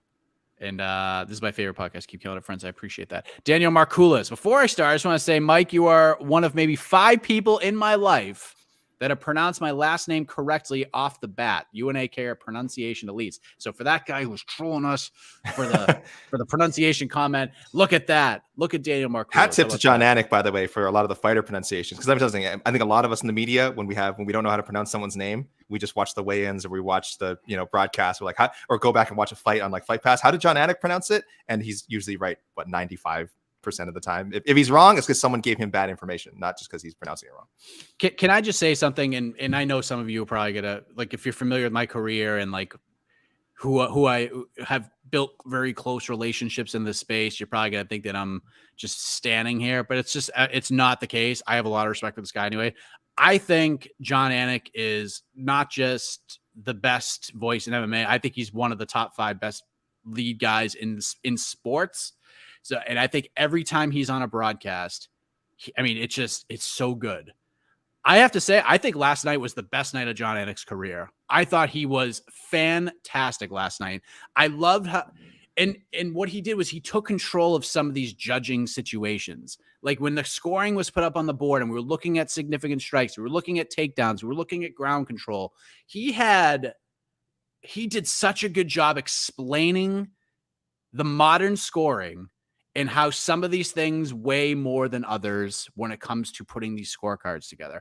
I thought John Anik was absolutely fantastic last night. I think he's always fantastic, but I think he's usually like an A+ guy. This is an A++ for me. He was on fire. He did so good. And even like when Rogan and Bisbang like had their moments, I thought Anik took control of those situations. I just thought he did fantastic last night. So I want to give him a shout out. I thought he did so freaking good. Yeah, other than the ghastly Boston Celtics jacket that he was wearing on Friday, I mean, hopefully he burned that thing because it just made me want to vomit. But other than that, yeah, he's fantastic. I'll go as far as say, you said commentator. I think he's one of the 5 most vital personalities in MMA. Just for everything he brings to the product, specifically the UFC. But I mean, I'll go as far as say MMA in general. I think he's really a really important sort of ambassador for the business of MMA. So Daniel Marcoulis, Klein versus Sean Woodson. This might be a stretch, but I like the concept. Devontae Smith versus Mason Jones. That's a freaking crazy fight. Umar versus Montel Jackson. Montel is a beast. We really like to see Umar tested a bit more. I'm curious what's going on with Montel Jackson because he was supposed to fight Dana Bakary on that Columbus card. Right. But then he's gone, and now Bakary is fighting Chris Gutierrez. So I'm not sure what's happening with Montel Jackson, but I mean, again, if you follow my career pre-MMA fighting, I don't know if anyone's higher on Montel Jackson than I am. But I mean, I'm very curious to see where his ceiling is. Greg Hardy versus someone who can knock him out again. He wants to see a Legends bout between Edson Barboza and Cub Swanson. Sure, if Swanson go to 35 and fight Faber, I like that fight. Moicano versus Brad Riddell. What a fight Renato brought. Really hope the UFC gives him someone in the top 15 for such a showing on less than a week's notice against their number 6 guy. Harry Dewaskin. Dustin Jacoby versus Johnny Walker. There really isn't anyone in the rankings that's free and within a reasonable range, especially if you assume that Ryan Spann is being rebooked with Kuchalaba. Only person unranked that would make sense is Da-Un Jung. Ludovic Klein staying at lightweight. He's better there versus Joe Selecki. Cousin Umar versus Ricky Simone. Let's push this kid. Marina Moroz versus Jessica Ai, AK. How about that? What do you think about that idea now that Manon Fiorot is fighting Jennifer Maia instead? Yeah, it's a shame that Fiorot lost out on that fight. Though, again, Maia is even higher ranked. I just think it's a much bigger challenge for her. Yeah, I think Moroz and I makes a lot of sense. This is more of a veteran fight. Jessica more so than Marina Moroz. But yeah, I like it. I'm into that. I think that's a clever suggestion. I like that. The Nigu Mariano versus Jailton. It's what he gets for this robbery against Jailton Almeida. Come on. Louise. I am a huge Almeida mark too. I mean, I could see them making that fight. That would actually be a wild fight because Negu could take a shot, man. That guy could get punched 500 times and it doesn't affect him. So if he could take a Jailton Almeida punch and get to the second and third round, that'd actually be a really interesting fight. Marina versus title shot or Joanna. Jalen Turner versus Ricky Glenn. Again, Spivak versus Romanov. Kevin Holland versus the Brian Barberina, Matt Brown winner at UFC Columbus. And he suggests build this guy back up. I actually don't have a problem with that at all. Another Mitchell versus Ige of Loyev winner, or Josh Emmett in the main event for Kyrgyzstan. Masvidal versus McGregor. Masvidal looks shot enough for this to work. Okay. Tino Alvarez, Colby versus Burns. If he beats Chimaev, and if Chimaev beats Burns, you have Colby fight the winner of Luque versus Bilal. RDA versus Connor. Give RDA the payday that he deserves. Kevin Holland versus Michel Pereira. AK, what do you think about that idea? Sorry, Mike. Say that again. I was looking at YouTube comments. I heard Michel Pereira though, and Kevin Holland versus Michel Pereira. Oh yeah, look, is that the first person to mention that? Yes. I would love to see. I thought we'd get a ton of those. Again, I haven't looked at my own. It's gonna be a ride because, like I said, I haven't looked at my own picks yet. I assume I'll be seeing more of that. I thought that would be one of the more popular picks in the day because Michel Pereira is so unpredictable.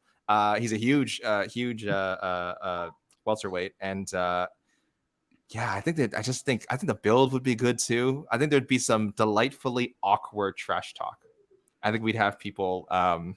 I think we have both guys trying to drop some real bombs and it just getting uncomfortable. And I also think they'd be friends after. I think they're kind of they're cut from the same cloth whether they realize it or not. So I do like that one.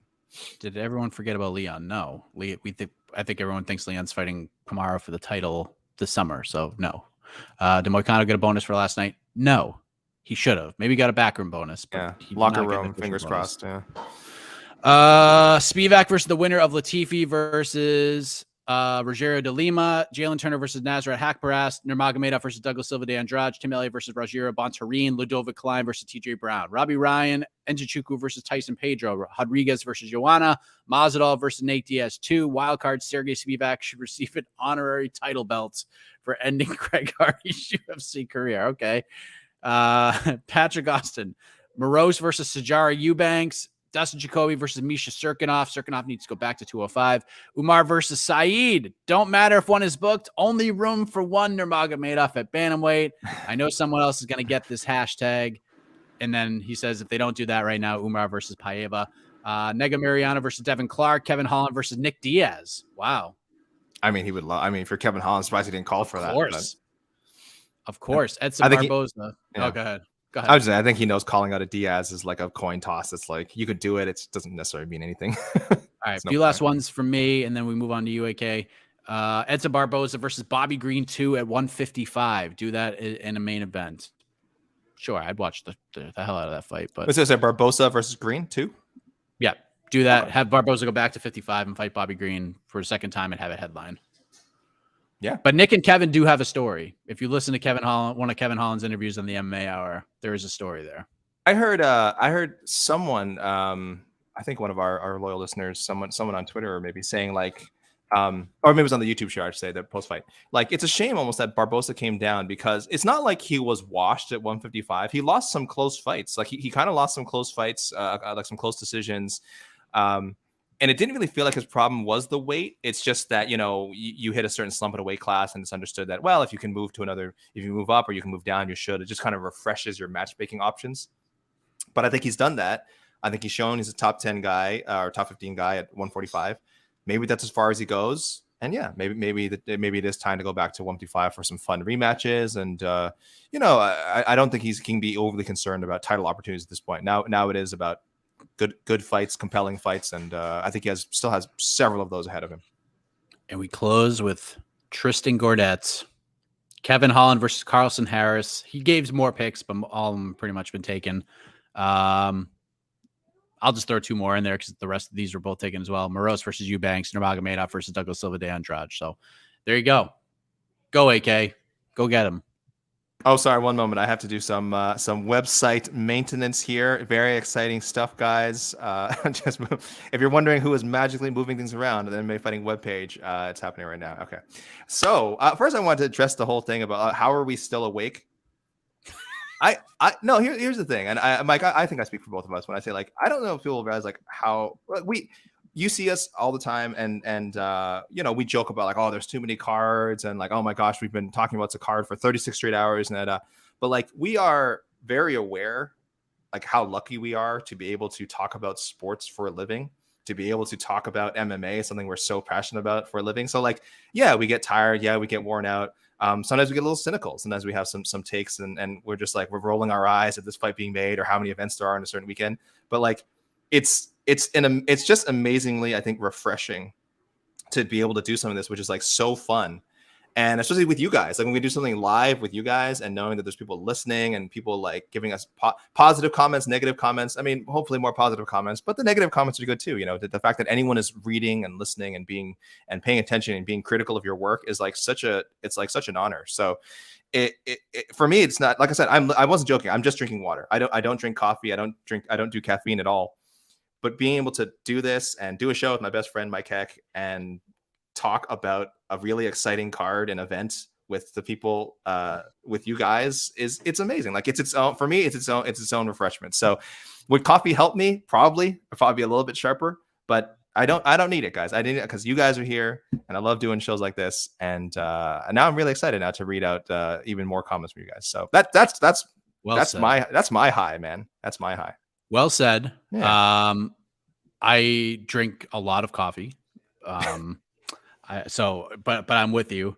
And I also, for me, I have a 8-year-old, soon to be 9-year-old, right. And I haven't like quote unquote slept in like 9 years. So that's what happens. And I mean, I was up at like 7:45 this morning. So I think I went to bed at like 6:15. I was up at 7:45 and ready to go. I went to Dunkin' Donuts, got my big coffee, something to eat, ready to rock. So I'm good. I'll go to bed early tonight, and then we'll start this whole cycle all over again. But AK, let's get into these listener submissions. Yeah, that's the other natural alarm, right, Mike? Having a child, Yes. you don't really have that option to not be on. So if your son wants you to be on, guess what? You're on. So all right. So first, I'd like to shout out first timers. Mike, you let me know that there is a new Instagram account apparently called Otno Coin Collector. There's not much on it yet, but they did send me an email, so they are looking to collect Otno points. Apparently, this is their email. 11 a.m. live. Let's go! Exclamation points to my favorite of my favorite podcasts, Best Friends, first time, long time. Mining the hottest new currency, hotter than what was the currency on I know we shouldn't promote it, but what was the currency everyone was shouting out on the show? The Marshall Rogan thing. Marshall Rogan Inu. Yeah. Hey, look, if there's a new kid on the block, best of luck. You don't have that Otno point value, all right? Otno points are fixing the economy. In the US, in Canada, Otno points are fixing the economy. So this is from Otno Coin Collector. Colby versus Leon Edwards. Dos Anjos versus Iron Mike Chandler.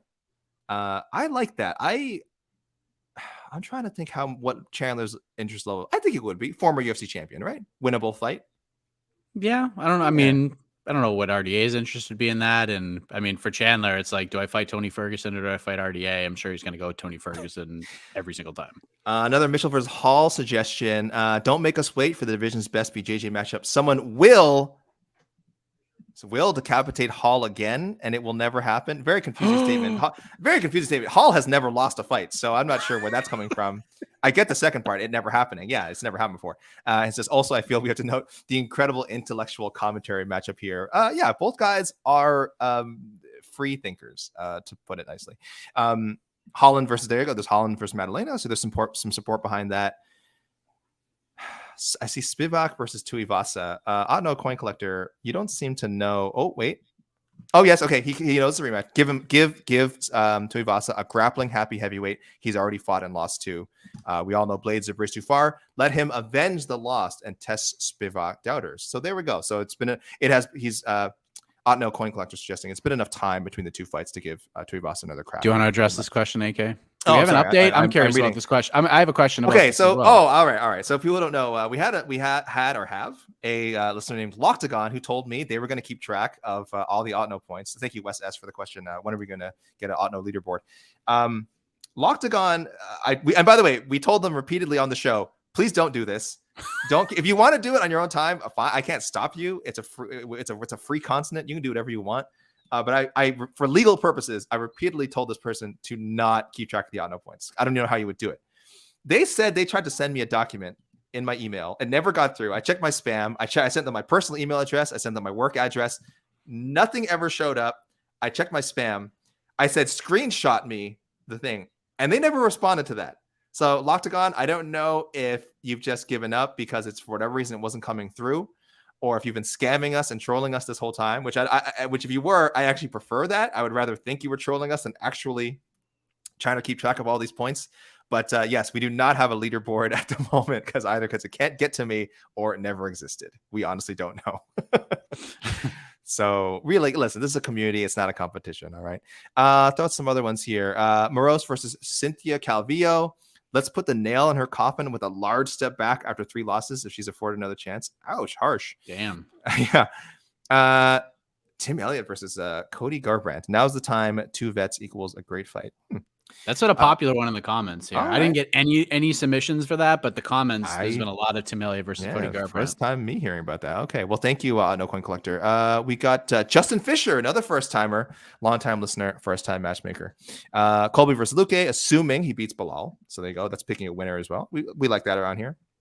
Rebook RDA Fazeev, Mitchell versus Josh Emmett. That seems to be the pretty big consensus pick for Mitchell. By the way, people corrected me earlier. I was talking about like Emmett's game, him being only a striker. Yes, he is a very good wrestler, but I do think he's sort of he uses his wrestling, very much for defense. And he's used it. He's taken people down before, but I do view him as like a sprawling brawler at this point. At least against most of the opponents he's going to face. And certainly if he fought Mitchell, I think that would be more his strategy. Spivak versus Walt Harris. They fought already and Walt Harris destroyed him.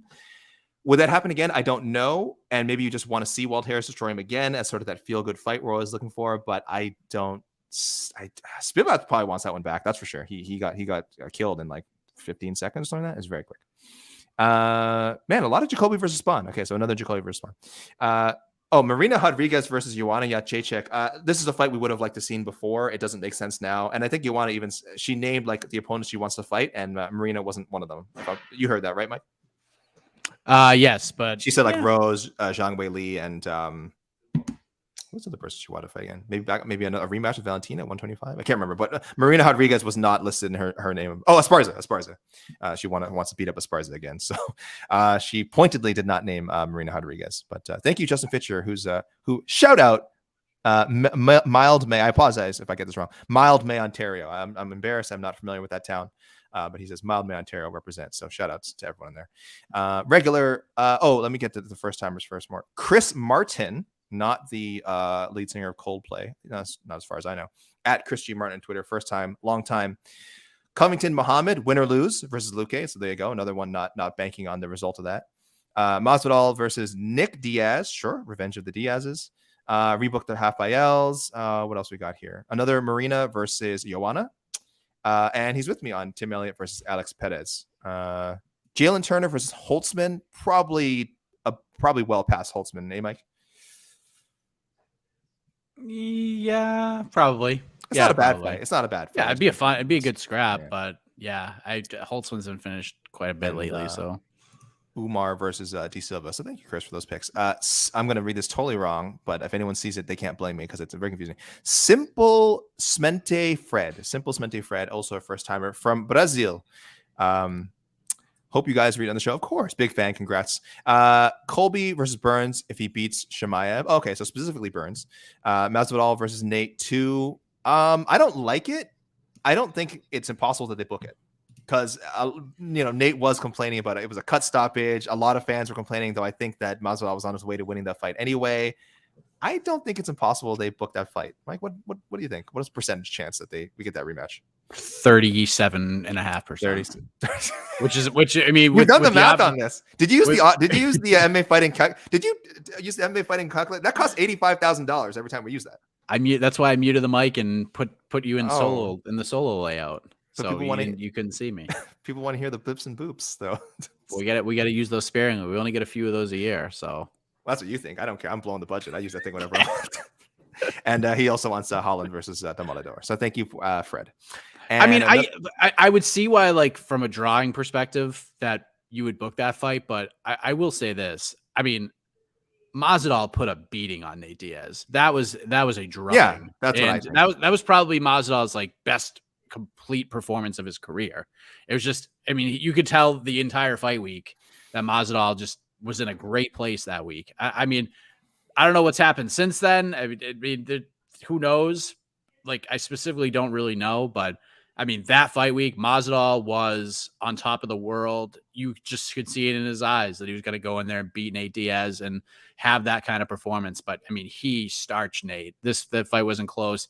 I had no issue with the stoppage. Some people did. Nate obviously did, but I just didn't think that was going to get any better. And I think the doctor probably did Nate a long-term favor, if we're being honest, because that wasn't going to stop. It was just going to keep coming. Yeah, we all know the Diaz brothers are a couple of bleeders, but I mean that was real bad. I think even by Diaz standards, that cut was pretty bad. So, and again, if you're a ringside physician, it's not your job to go like to be like, oh well, I know Diaz brothers get cut very often, so I'm going to let them go on longer. It's like, no, a cut's a cut. It's your job to protect fighters. Yeah, you can have some subjective discretion, but he made a good call. This guy's a doctor. What was the if Masvidal doesn't worry about someone taking him down, he outstrikes anyone. Yeah, I don't know about that. I don't know about that either. I don't know about that. But I like Lucas Carvalho, who left the comment. I like that you had faith. I like you still have faith in Masvidal. Ride or die, right? He didn't outstrike Wonder Boy. and few do. And Brandon Hahn, our other first timer from Twitter. No picks for you, King. Oh, stop it. First time, don't judge me. Well, we'll see about that. I mean, I won't, but I mean, I can't speak for Mike. Holland Ponzinibbio. Yeah, I have no issue with that one. Okay. Barboza. I mean, I love this suggestion because I really want to see him fight one of these guys at least. Barboza versus the Caceres Yusuf loser. I really want to see him fight Sadiq Yusuf at some point. The loser? If Alex Caceres wins that fight, I mean Bruce Leroy versus Edson Barboza would be fun. Yeah. In 2022, I'd like for that. Yeah, it's fun. Spivak versus Augusto Sakai. That'd be a good one. Sakai, I think, recently fell out of our... Oh, he might still be hanging on to our global rankings. Umar versus anyone as soon as humanly possible. You're not going to get a point for that, Brandon Hahn, but I do think we're going to see him get a quick turnaround. That if he's healthy and nothing, he didn't like break a foot or anything and is somehow in that fight or sprain his wrist, I think you'll see him back soon. I actually think... I don't know if we will. I don't know if we will see him soon. Oh. Who the frick wants to fight that guy? Who wants to fight that guy? Like that's Brian. There's only one Brian Kelleher. Okay. Listen, we have one. We almost had to hit the censorship button, but I mean, I would have said it anyways, but I didn't. Hey, listen, Kelleher said yes. I don't know if there's gonna be a lot of other people who are gonna be super excited to fight this guy. Well, we have one person because Brandon says, honestly, if Umar wants an opponent this month, I'll even volunteer just so we can see more of his fights. So damn. This might be our first Otno contributor volunteering himself, matchmaking themselves.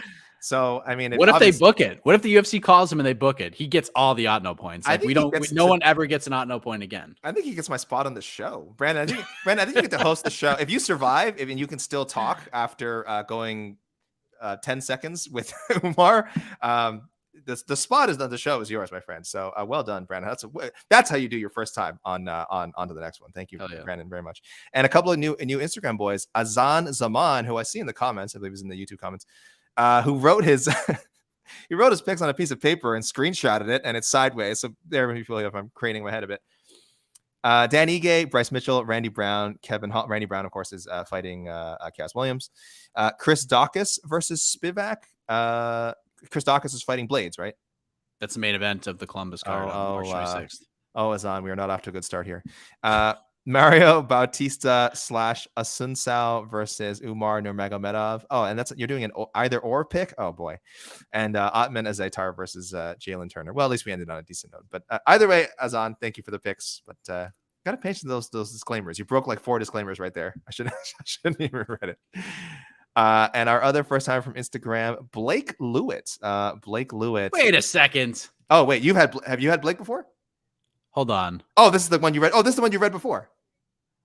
Yeah, Oh, I'm sorry. This is the hashtag the raw. Oh, this is a double. Oh, okay. Listen. Blake trying to sneak one in. Well, I gave him the welcome to the party, pal. Anyway, you're right. Okay, but thank you. Good, you caught that. Okay, sorry, Blake. If you're gonna double dip, and it's your first time, let us know. You send it to both of us. Because... change the name. Like make your first name Lake or the last name Pruitt. Yeah, like at least try to fool us. At least try to fool us. No, I'm sure Blake is like Marcus. He just wants to make sure the picks got read out and just sent to both. That's fine, Blake. Thank you. Well, welcome to the show, Blake. Welcome to the show. He is a first time, regardless who he sent to. All right, I'll go through Instagram real quickly here. Wes Scroggins, who I think is also in the chat, I believe, as Wes S in the YouTube chat. Covington versus Poirier. Will Dustin actually take the fight? It's not a good fight for Dustin. I think we can all agree on that. Bryce Mitchell versus Calvin Kattar. Mike should like that one. Mike, what did you say? Do you like that one? I mean, if they made it, I would watch the hell out of it. It'd be a fine fight. I just think with where this division is right now, I think Kattar is kind of in play for the title picture. Kattar might be a win away after that performance against Giga and everything he was facing and coming off that loss and just where this division stacks right now. Volkanovski's going to need some fresh matchups, and I feel like Kattar is probably a win away from getting there. If they made it, great. I could definitely see the UFC trying to put that fight together. I could definitely see it happening. That's kind of why I like the Emmett idea, because it's right there. I mean, it's like maybe a half a tier or one tier below where Kattar and Ortega are right now, because I probably put those two guys side by side at this point, and then Emmett and Mitchell probably like right below that. But if they made it, I'd be super intrigued by it. Absolutely.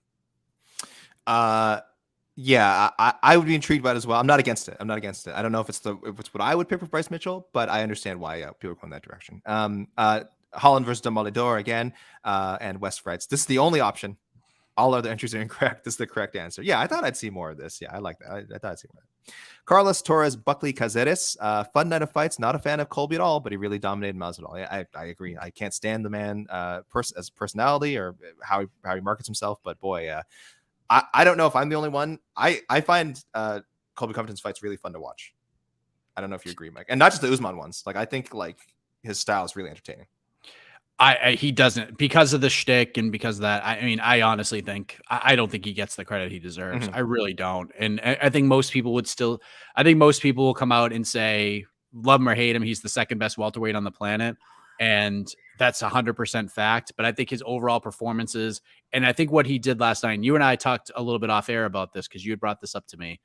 I don't think Covington's getting enough credit for that performance. I mean, this was not a crotch sniffing win. This was a pillar to post big brothering. Like, I mean, this was a beating.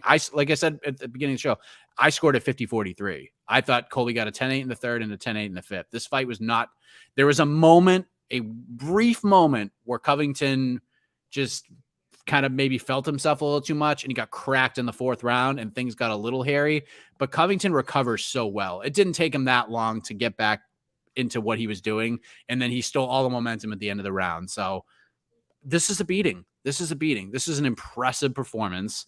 I think this exceeded even most people's expectations heading into the fight. I think people expected Covington to win a dominant decision, but I thought Masvidal would be live throughout, and he wasn't. He wasn't live throughout this fight. The end of the second round, the momentum completely changed outside of that one punch he landed in the fourth. This is all Colby. Mm-hmm. Yeah, no, I agree. Like I said, I really do not like the man at all. But separating how I feel about him with his performances, he's really, I think, one of my favorite welterweights to watch. His fights are really extraordinary.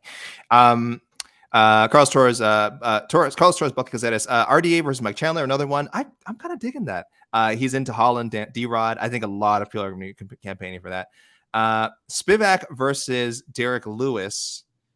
If you're Spivak, you would love to get that fight, because I do feel like he thinks he's a strong grappler. And yes, Derek Lewis, has that just stand up takedown defense and grappling defense. But if you're Spivak and get that fight, man, that's a good one to try to get. I mean, you could also just get swanged and banged into oblivion, but definitely worth the risk. And Carlos has so many religious UFC fighters tonight. Yeah, we had a nice moment with Barbosa and Mitchell after, right? So many religious UFC fighters tonight. Has there ever been a satanic MMA fighter? Probably. Openly satanic, I don't know, but it would not surprise me what some of these guys and gals get up to in their spare time. So thank you, Carlos. Matt Bradbury, always coming with a ton of good picks. I apologize, guys. I'm not going to be able to read all these this week. You mentioned this one, Mike, and I wanted to comment on it. Tim Elliott versus the Cop Mudaerji winner. I really need to see Tim Elliott and Cop fight. I just think that would be so much friggin' fun. I'd love to see it. Yeah. It would be fun. It could be ugly because it's kind of a weird mix of styles, but I think it's a mix of styles in a fun way. So I'd like to see that. I just think Tim Elliott just makes brings the best / worst out of everyone. So I'm really into it. A lot of ones we've already had. Jalen Turner versus Mike Davis is a banger. Yeah, he's with you, man. Spivak and Romanov. I mean, there might be no choice at this point. You got to give Romanov somebody, and you should give him someone who's winning. And Spivak certainly fits that bill. Thank you, Matt Badbury, with me. Kevin Holland, Gunnar Nelson. Yes, I know. I think it's going to happen. This is a prediction, not a what could happen. Covington versus Dustin Poirier. Jorge Masvidal versus Jeff Neal. Nah, you know that moves the needle from. No. Does Jorge Masvidal know who Jeff Neal is? I think it's. I think so. I think so. Could he pick Jeff Neal out of a lineup of 5 UFC fighters? I think he knows who Jeff Neal is. Right. Oh, Matt says anyways. He says it ain't gonna happen. He just likes it. So hey, Matt. Hey, you never know if that happens. There's your out no point. I don't think anyone else is gonna suggest that. MMA heads also coming in with a ton of suggestions. Covington winner Bernd Shamaev, rebook RDA Rafael Fiziev, Nico Negumereanu versus William Knight. Yeah, that could be a horrible fight, but I could also see them booking it. Turner versus Bahamondes. Oh man, that would be a wild freaking fight.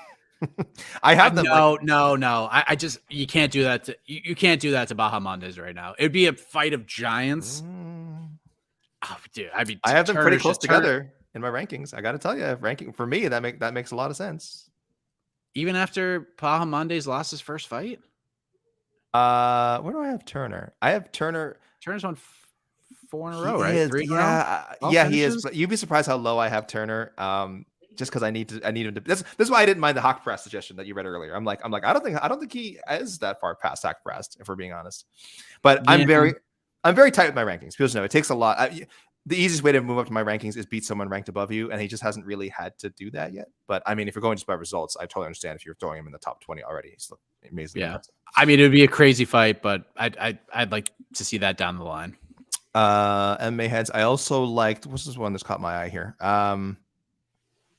Gosh darn it. Klein versus winner of Jakizi versus Borshev. I don't mind that. Anyway. Holland versus Magny Max Griffin winner. Magny would be tough. Yeah, I don't like the Magny fight all that much. Matchup. Tough. If Magny wins, you could still do that. You could still do Griffin Holland. Bahamondes lost to John McDessie, right? Bahamondes lost to John in his first fight. That was the debut, right? I think so.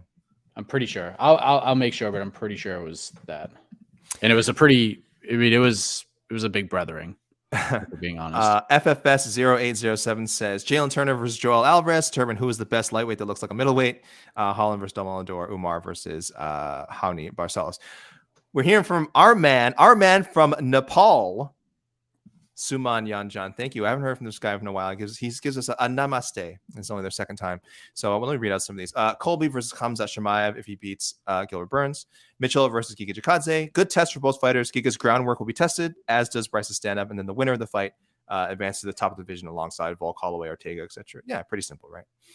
They're with me on RDA versus Dustin Poirier. Can't believe they haven't fought. So it'll be fun to see two legends fight. Yeah, that's my motivation behind it too. And they just say thank you and Mike for all the hard work. Keep me entertained, even in Nepal, up in the mountains. Shout outs, big shout outs. Garrett Trammell didn't send in pics, but they had a question. Do we not a statement? Excuse me. We need more point deductions. First fight should have been a draw. The Jacoby Alexejczyk fight. I wouldn't mind that at all. If we're going to penalize so heavily, though, I like the spirit of the rule mindset in the Elliott versus Ulanbekov fight. Illegal knee, but it was very close to legal. Arguable that the knee was racing off the ground. And by the way, when Elliott threw that, I don't think he cared whether it was legal or not. He just threw it and got lucky. If points are easy to lose, that shouldn't be a point. The first fight, egregious, had an effect. Point, please. You could incorporate the stoppage button. Oh, I don't know about this. Have 3 main refs on the sidelines. If 2 of 3 say take a point, then it's a point. Oh God, no. The ref in the ring can call stoppage or point any time, but I love this idea. Also, I think refs can handle having 2 buttons. I think this is fair. Would love to hear your thoughts. No, that's too much. What if you drop the handset? Like, what if it just falls out of his pocket and like it slams on the canvas with both buttons down? Like, then we're gonna have chaos. We can't have chaos. I assumed he meant only the 2 on the side would have a button. The ref is just his normal self. You have 2 referees on the side with buttons. I think not the referee does not have it in the cage now. But I will say, and I know you hate to hear this. You know I hate to hear sentences. You hate to hear sentences that begin with this. But Jed Meshew had a very good argument against that. No, he didn't. No, he didn't. Because if you institute things like that, MMA could catch up to other sports.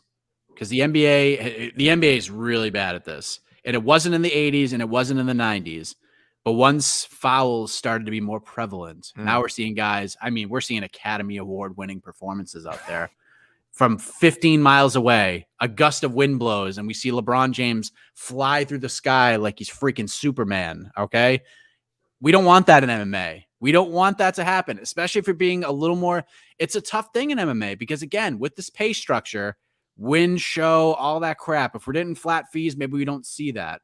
But with the win show and we have these buttons and all these different things, good grief. We could see guys diving. We could see guys taking dives, faking eye pokes, faking groin shots, like all that stuff. You can go to replay all you want, but you can still get a stoppage in the action. And the referee's decision, honestly, is final. Like, once you make a decision, you can't go to replay.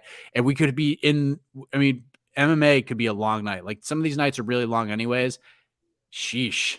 We could be getting lots of stoppages, man. Like, I don't mind to find a way to make it like centered somehow, but it's really tough to do. I don't mind it as much. I agree. You don't want to break the rhythm that much, but I don't know. Rules rule for me. And if it helps people get it right, then I'm into it. Let me put it this way. I'd rather just take points. Just take them.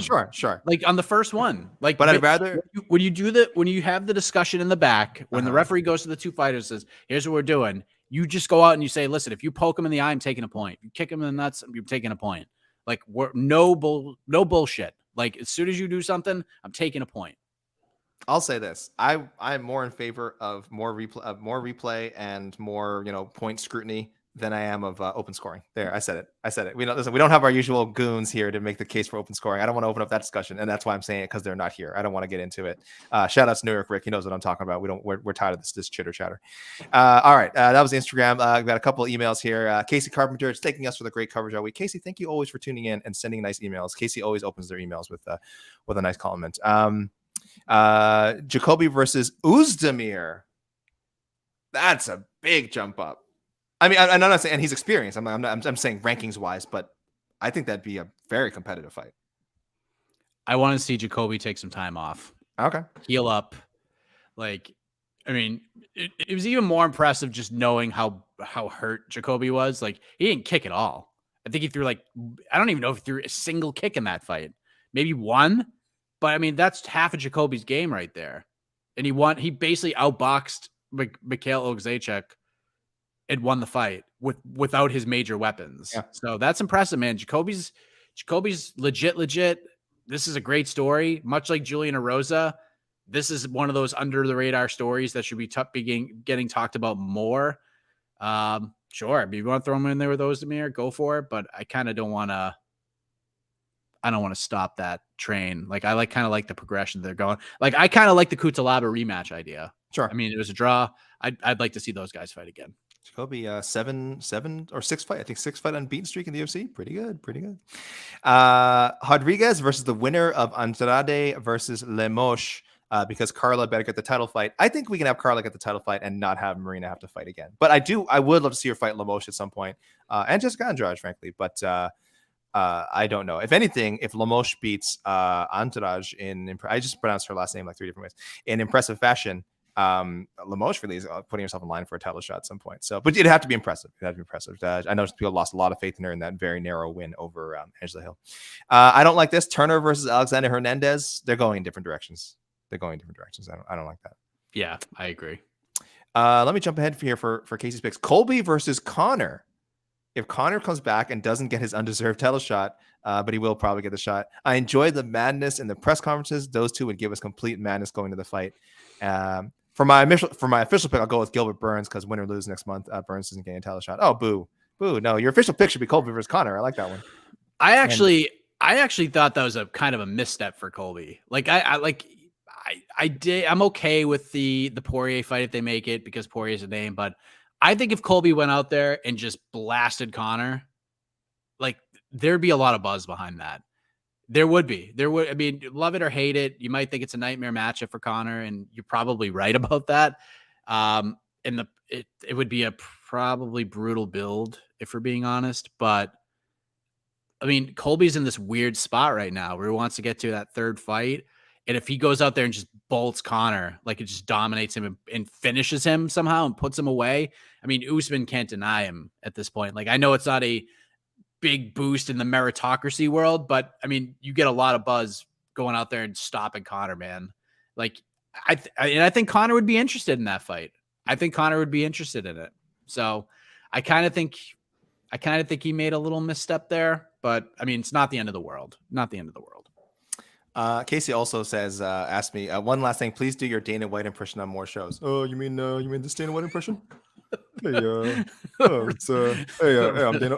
Dana White. You're a dummy. Hey, you're a dummy. Dana White. Take my wife, please. You guys in the media, just no respect. No respect. You guys never give me any respect. Oh boy. Rodney Dangerfield. Rodney Dangerfield. I'm working on it. You know, Pretty good. Listen, I like Rodney. All right. And Zach left coming in. Spivak versus Arlovsky. I think we saw someone mention this before. If not today on the post fight show. Nico versus Pracknell. Is Marcin Pracknell still in the UFC? Sorry, it's such a rude thing. I think to say. so. RDA versus the loser of Oliveira Gaethje. I would love to see him fight Justin Gaethje someday. I think it's just such a fun matchup. So I'm into that. So Zach, I like the suggestion. Oliveira too would be a great fight. But obviously, everyone knows I'm leaning towards the Bronx to defend and someday, and then beat Makhachev, and then someday bring Khabib Nurmagomedov out of retirement. I'm not giving up on that. All right, we got a pretty long show already, so I'm going to blow through some of these Otno picks from Twitter. Thank you, the emailers. Thank you, the Instagrammers. Chris says, Dustin Jacoby versus Don Jung. Thank you, Chris. Sam Hancock. Just trying to see if there's any new here. Holland versus Nico Price. Nico needs to get some wins, but I mean, that would be kind of a fun, wild matchup, right? I mean, it's popular. It's been a popular one. Sure.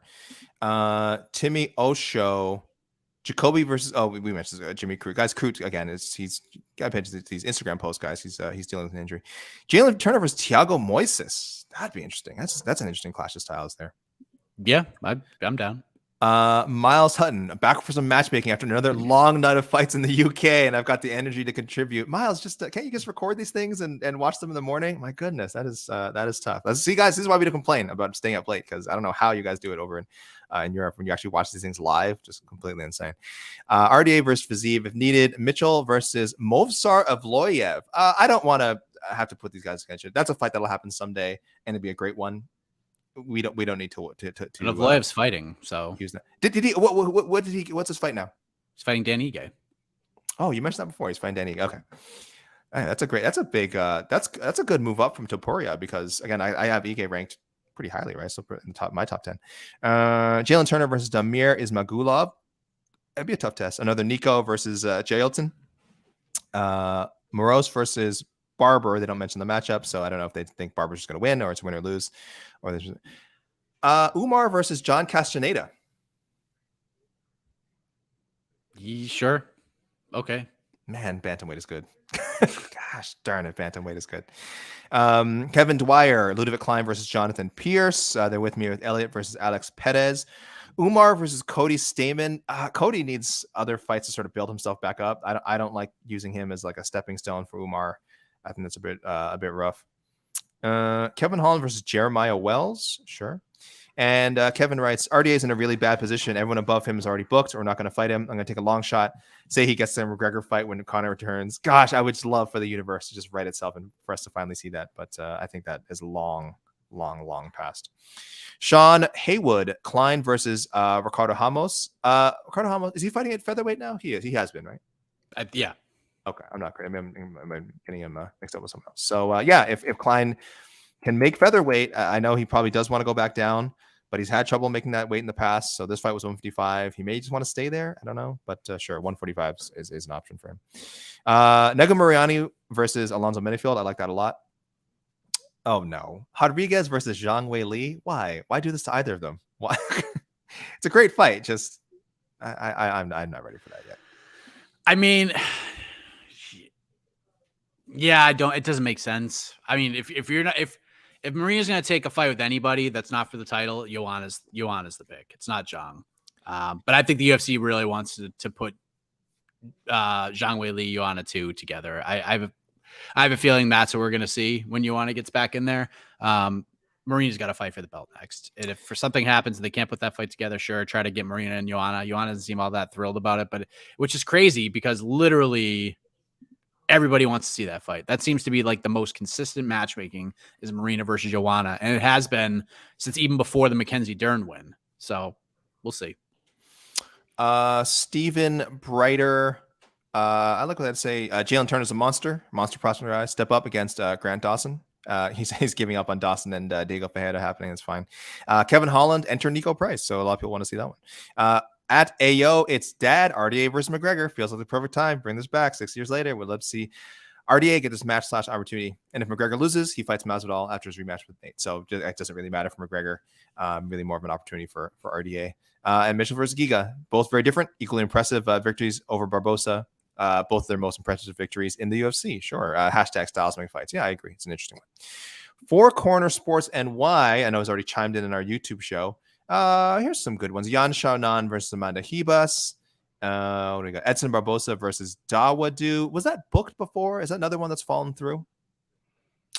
It sounds so, or just maybe one that's been thrown out. But one that's been thrown out in our show a lot. I think. Yeah. I think that's just a very popular no pick. I again would love to see that happen at some point.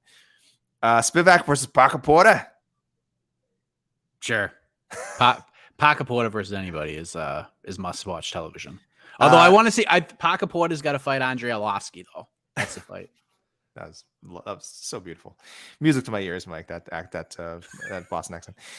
Nico versus Ior Potieria. Did you even remember that he was supposed to fight Ior Potieria before that fight fell through?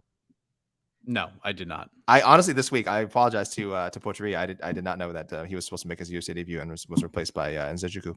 Brian Keller versus Bryce Mitchell in a rap freestyle contest. I'm going Kelleher. Chicken and waffles, by the way. Umar Nurmagomedov versus Miles Johns. I like that. I think that's another good test. Oh, coming off a loss, no, I don't like it. How about this, Mike? We always talk about just keeping the Jim Miller train rolling to UFC 300. Klein versus Jim Miller. No, I don't like it. Too many UFC fights for Jim. It's either too many or not enough. Like, you know what I mean? You want another debuting guy. Yeah, I mean that's the train. You either fight like a Contender Series guy who's making his debut, or you fight a guy coming off the Ultimate Fighter, or you fight a guy with like 30 UFC fights. Or I mean, basically, it's like that's the direction. You either get the last two guys you've been fighting, the Eric Gonzalez's of the world's making their debuts, or you get like Cerrone or Lozon, whoever comes out of that. Anything in between doesn't make any sense.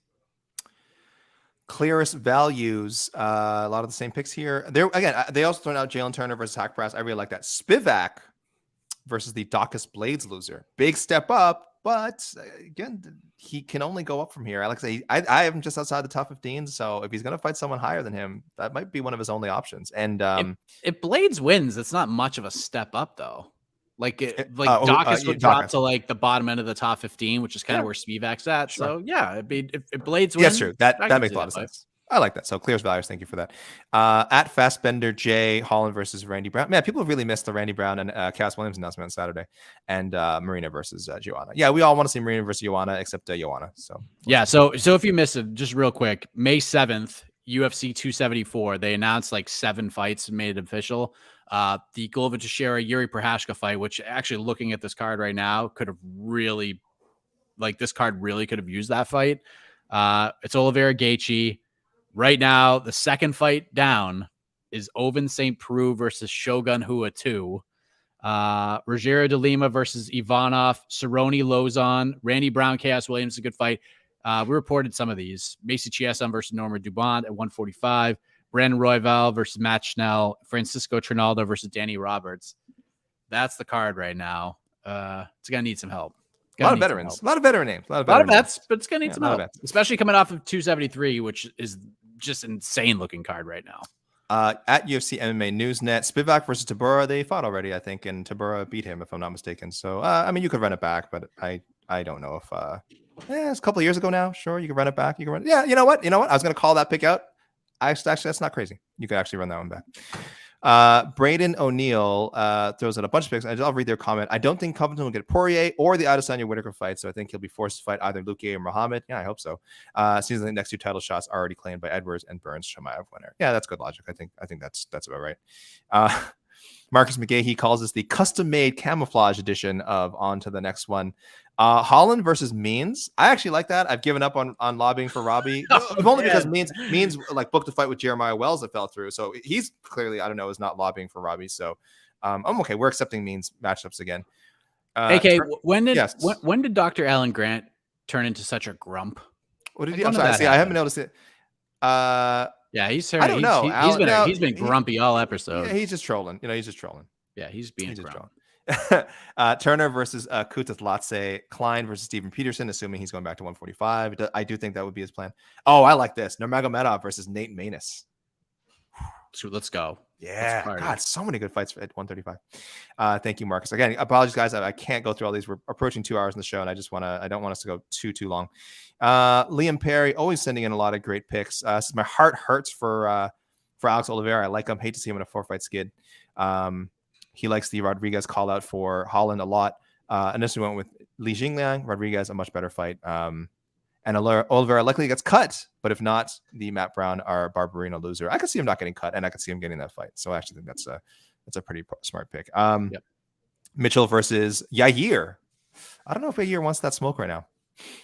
I like the fight, but I do like the fight, and I do still think that Mitchell has to do a lot more in the has a lot more to learn in the striking. So one more win, then you could do it. Toke Girding Jensen, Moroz versus Mandy Baum.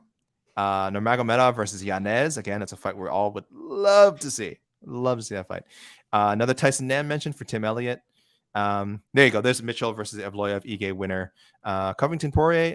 And Masvidal's in no man's land's division. We're down to fun winnable fights. Let's have him do him and Wonderboy rematch. So, yeah, it's possible. Just a few more here, guys. Hayes Bethard. Holland, good win for Holland. I say give him one more test. Match him with Morano. Seems like Morano should be down for a fight soon, which would help if Holland wants to get out there soon. Spivak versus the Shamil Pavlovich loser. We could get hashtag Sergey on Sergey. I agree. Nego Mariano, Ed Herman. I feel like that was booked for some reason, but it probably was. Ed Herman's probably been booked against every single guy in this division and not actually fought. Thomas Collins. Masvidal versus Leon Edwards. Yeah, like we said, we want to see that one at some point. Hear me out. Chimaev beats Burns. Dana will cancel Leon's title shot in favor of Chimaev, which he's known to do. Leon will be without an opponent. Jorge, a good candidate given their previous beef. Not the fight I want, but it could play out that way. Yeah, we have to see that at some point. Barry O'Reilly. Guys, I'm really sorry I can't read some of these comments. You guys, I love the input, and I'll hopefully get to respond to you directly on social media. Spivak Romanov. People are talking about it. Turner versus Dawson, very popular. Nego Mariano versus Don Jung. Yes. Moroz versus Melissa Gatto. I think Gatto has a fight, if I'm not mistaken. I swear she got booked. But keep my rolling. memory Keep is known rolling. to be. Yes, my memory is known to be fuzzy on these things. She does not. For what did they say for the top of the card? RDA Conor McGregor. Yeah, I'm in it. Jorge Masvidal, Tony Ferguson. Another one that more than likely won't happen, but I think Tony would be wise to move to 170. I think him versus Masvidal would be the people's main event of the year. Makes sense for both fighters are in there. No, has no one mentioned that? That's actually a great pick. I wish I'd see if I had organized these before. Barry O'Reilly, you would have gotten the last read. Thank you, Barry. That might actually be the correct answer. I like Oren Sleepwalker, RDA versus Oliveira Gaethje loser. Moicano, Brad Riddell. Would love to see him versus Bobby Green. Just doesn't seem fair to have one of them on a 2-loss streak. Okay, sure. Covington will get Poirier because reasons. Dustin Gedko, Tim Elliott versus Charles Energy Johnson. Oh, we're going outside the UFC here. Bring this guy in. Apparently, Johnson Ella face down now. Well overdue for UFC competition. No need to slow roll him with unknown, unranked. He also has a wonky, fun fighting stance. This matchup would be fun. Introduction for UFC fans. So tough. I mean, tough first UFC fight. But Dustin, maybe you're onto something. Maybe they just give Tim Elliott a fun fight and apparently a well-known LFA fight. I apologize for not being familiar. And Nick Nagomarianu versus Johnny Walker. Reason for the matchup, very obvious. Johnny needs an opponent that'll give him opportunities to style on and get back on track. I'm not sure he can style on Nico Mariano, to be honest with you. I don't think anybody No. can style on Nico Mariano. Did you see this? I mean, this guy just gets punched in the face for like he's a professional take punches in the face fighter. This dude gets hit 1,000 times. Even the Alexa Kamer. Remember the Alexa Kamer fight? That dude got mollywopped all night. Like he got punched in the face 500 times by Alexa Kamer. That was like the best Alexa Kamer performance of all time. And Nico Mariano's just like, all right. And he won the fight. Lucas Schildback just asking for an Otno point for Shevchenko Santos. I actually remember multiple people suggesting that, even though it was too everybody much. picked that fight. Yeah, so a shared point for everyone for Shevchenko Santos. And they just said, you and Mike are hardcore for doing 2 shows so close together with so little sleep. Well, we're almost done here. So thank you. Last one here, yes. Cody Hartman. It's been a long time. Cody says Colby versus Dustin, Masvidal, Wonder Boy. So there's some buzz behind this rematch. Rebook RDA Fazeev. Mitchell versus Burgos. Hear me out. Everyone from what I can see is paired up above Mitchell, and I want Giga versus Emmett. There really is no one above him other than Max available. Burgos, one of the most underappreciated fighters in this division. Bangers all day. Stylistic mismatch. Burgos, huge for the division. If Mitchell can handle him, oh boy. I didn't like that looking at it, but I think that's some pretty good logic there. I agree. And Umar versus Stamen, Marina versus Joanna, Spivak, Arlovsky. So great card. Always a pleasure. Also, F. Greg Hardy. I tried not to mention him as much as I can on the show, guys, but a lot of people expressed this kind of F. Greg Hardy sentiment, and I just want you to know, even though I didn't read it out, I support it. And last one, Mike, I got to shout out my old roommate, Mitch Sanderson, hanging out in Nova Scotia, or PI. I'm not sure where he is now, but over there on the other side of Canada. A couple of Otno suggestions. He wants Masvidal versus Luki Muhammad. Loser, Holland versus Nico Price. So shout outs. Love you, Mitch. Miss living with you. A former roommate of mine. But that is it, guys. That is it. Wow. Hit us up. I know. What a show we've got. Holy moly. Everyone, hit me up on Twitter at Alexander K. Lee, on Instagram at Alexander KK Lee, on email alex.lee@sbnation.com. You go. Twitter at Mike_Heck_JR. Instagram M_HeckJR. That's it. UFC 272. We're not in the books yet because we're going to talk about it more. I'm sure we're going to talk a lot about it on the MMA Hour tomorrow. No idea who Ariel's going to have on. I have a couple of thoughts. Actually, I know one person for sure is going to be on it. So stay tuned for that.